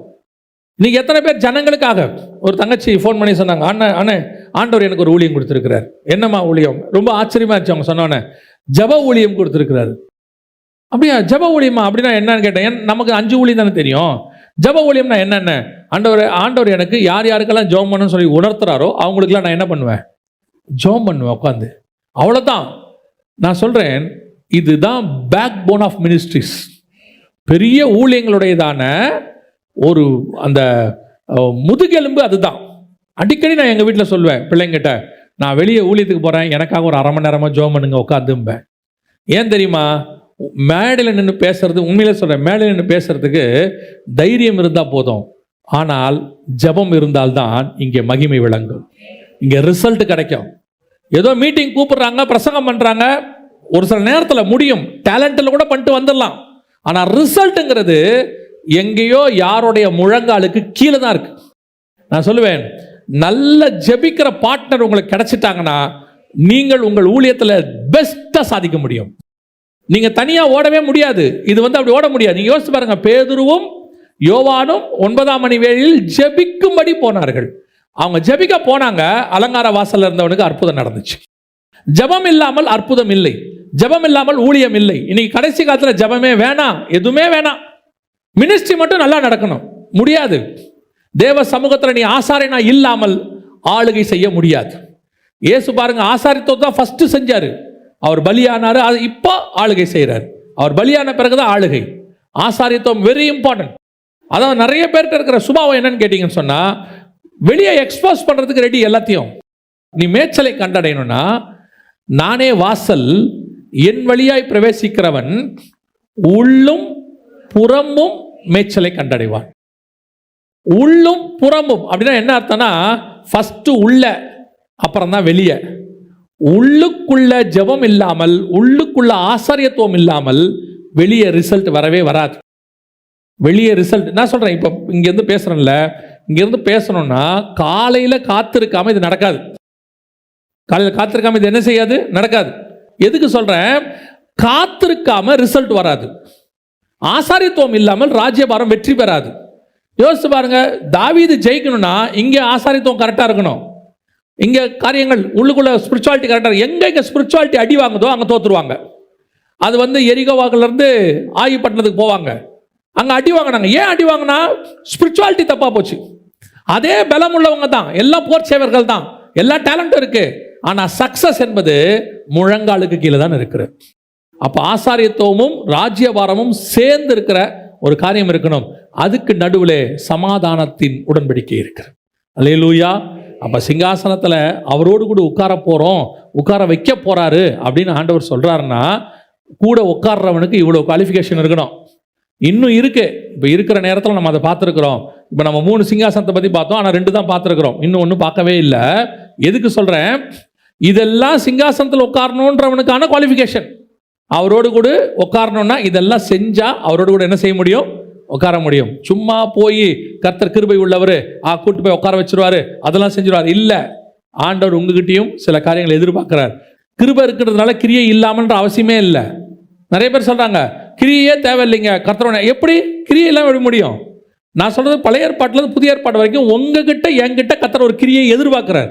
கர்த்தர் கிருபை உள்ளவன்ட்டு நீங்க கட்டில படுத்துக்கிட்டே இருந்துச்சுன்னா சாப்பாடு வந்துருமா? அடுப்பை எரிய வச்சு நீங்க செய்யணும்ல. கர்த்தர் கிருபை உள்ளவன் வந்துருமா? எதுவுமே வராது. சிலர் சொல்லுவாங்க காக்கா கொண்டு வந்து சாப்பாடு கொடுத்துச்சு, அது கூட நீ கேரி தாற்றங்கரைக்கு போகணும்ல, வேற எங்கே இருந்தால் வராதுல்ல, காக்கா வராதுல்ல, ஆண்டவர் சொல்ற இடத்துக்கு போகணும்ல. அதுதான் கிரியை. கர்த்தருடைய வார்த்தைக்கு கீழ்ப்படிந்தால் கர்த்தர் சொல்ற ஆசீர்வாதம் தானாய் வரும். இன்னைக்கு கிரியை இல்லாத விசுவாசம் சொல்லிட்டு இருக்கிறாங்க. நல்லா கவனிச்சுக்கொள்ளுங்க. கர்த்தர் உங்களை என்னையும் மிக முக்கியமான ஒரு ஆசீர்வாதத்துக்கு சிங்காசனம் உட்கார வைக்க அழைச்சிருக்கிறார். நமக்கு இந்த குவாலிஃபிகேஷன் அவசியமாக இருக்கு. இல்லாமல் சிங்காசனத்தில் உட்காரவே முடியாது. நாம் ஜெபிக்க போகிறோம். ஏந்திரிக்கலாமா? நம்ம தேவ சமூகத்தில் வேதம் சொல்லுகிறது, அவரோடு கூட பாடு சகித்தோமானால் அவரோடு கூட ஆளுகையும் செய்வோம். ஆண்டவர் உங்களை என்னையும் அழைச்சது ஆளுகைக்கு தான், அவரோடு கூட சிங்காசனத்தில் உட்கார வைக்கத்தான்.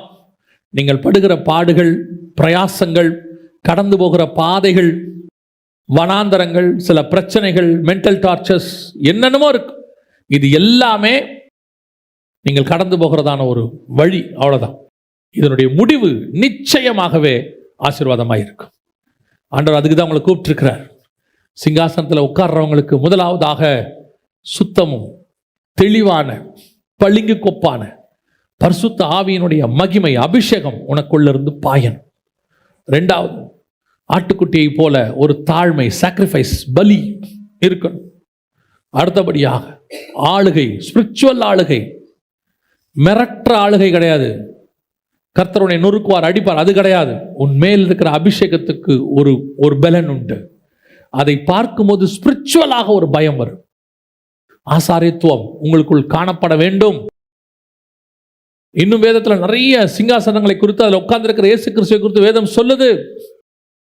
இந்த சுபாவங்கள் நமக்குள்ளே வரும்போது அவர் எப்படி சிங்காசனத்தில் பிதாவோடு கூட உட்கார்ந்தாரோ அதே போல நம்மையும் உட்கார வைக்க வல்லமை உள்ளவராய் இருக்கிறார். ஜெபம் பண்ண போகிறோம். ராஜாக்களும் ஆசாரியமாய் கர்த்தர் அழைச்சிருக்கிறார். அந்த பங்குள்ளவர்களாய் நாம் மாறணும். சர்வ வல்லமை உள்ள எங்கள் தகப்பனே, தர்மியான வேலைக்காய் உமக்கு ஸ்தோத்திரம். நீர் வரும்பொழுது நாங்கள் ஜீவ விருட்சத்தை பெறுகிறவர்களாக, உமோடு கூட சிங்காசனத்தில் உட்காருகிறவர்களாக, ஆளுகை செய்கிறவர்களாக காணப்பட கிருபை பாராட்டும். இந்த வார்த்தை 100க்கு 100 பலன் கொடுக்கட்டும் ஆண்டவரே. ஒவ்வொருத்தரையும் ஆசீர்வதியும். இயேசு கிறிஸ்துவின் நாமத்தில் பிதாவே.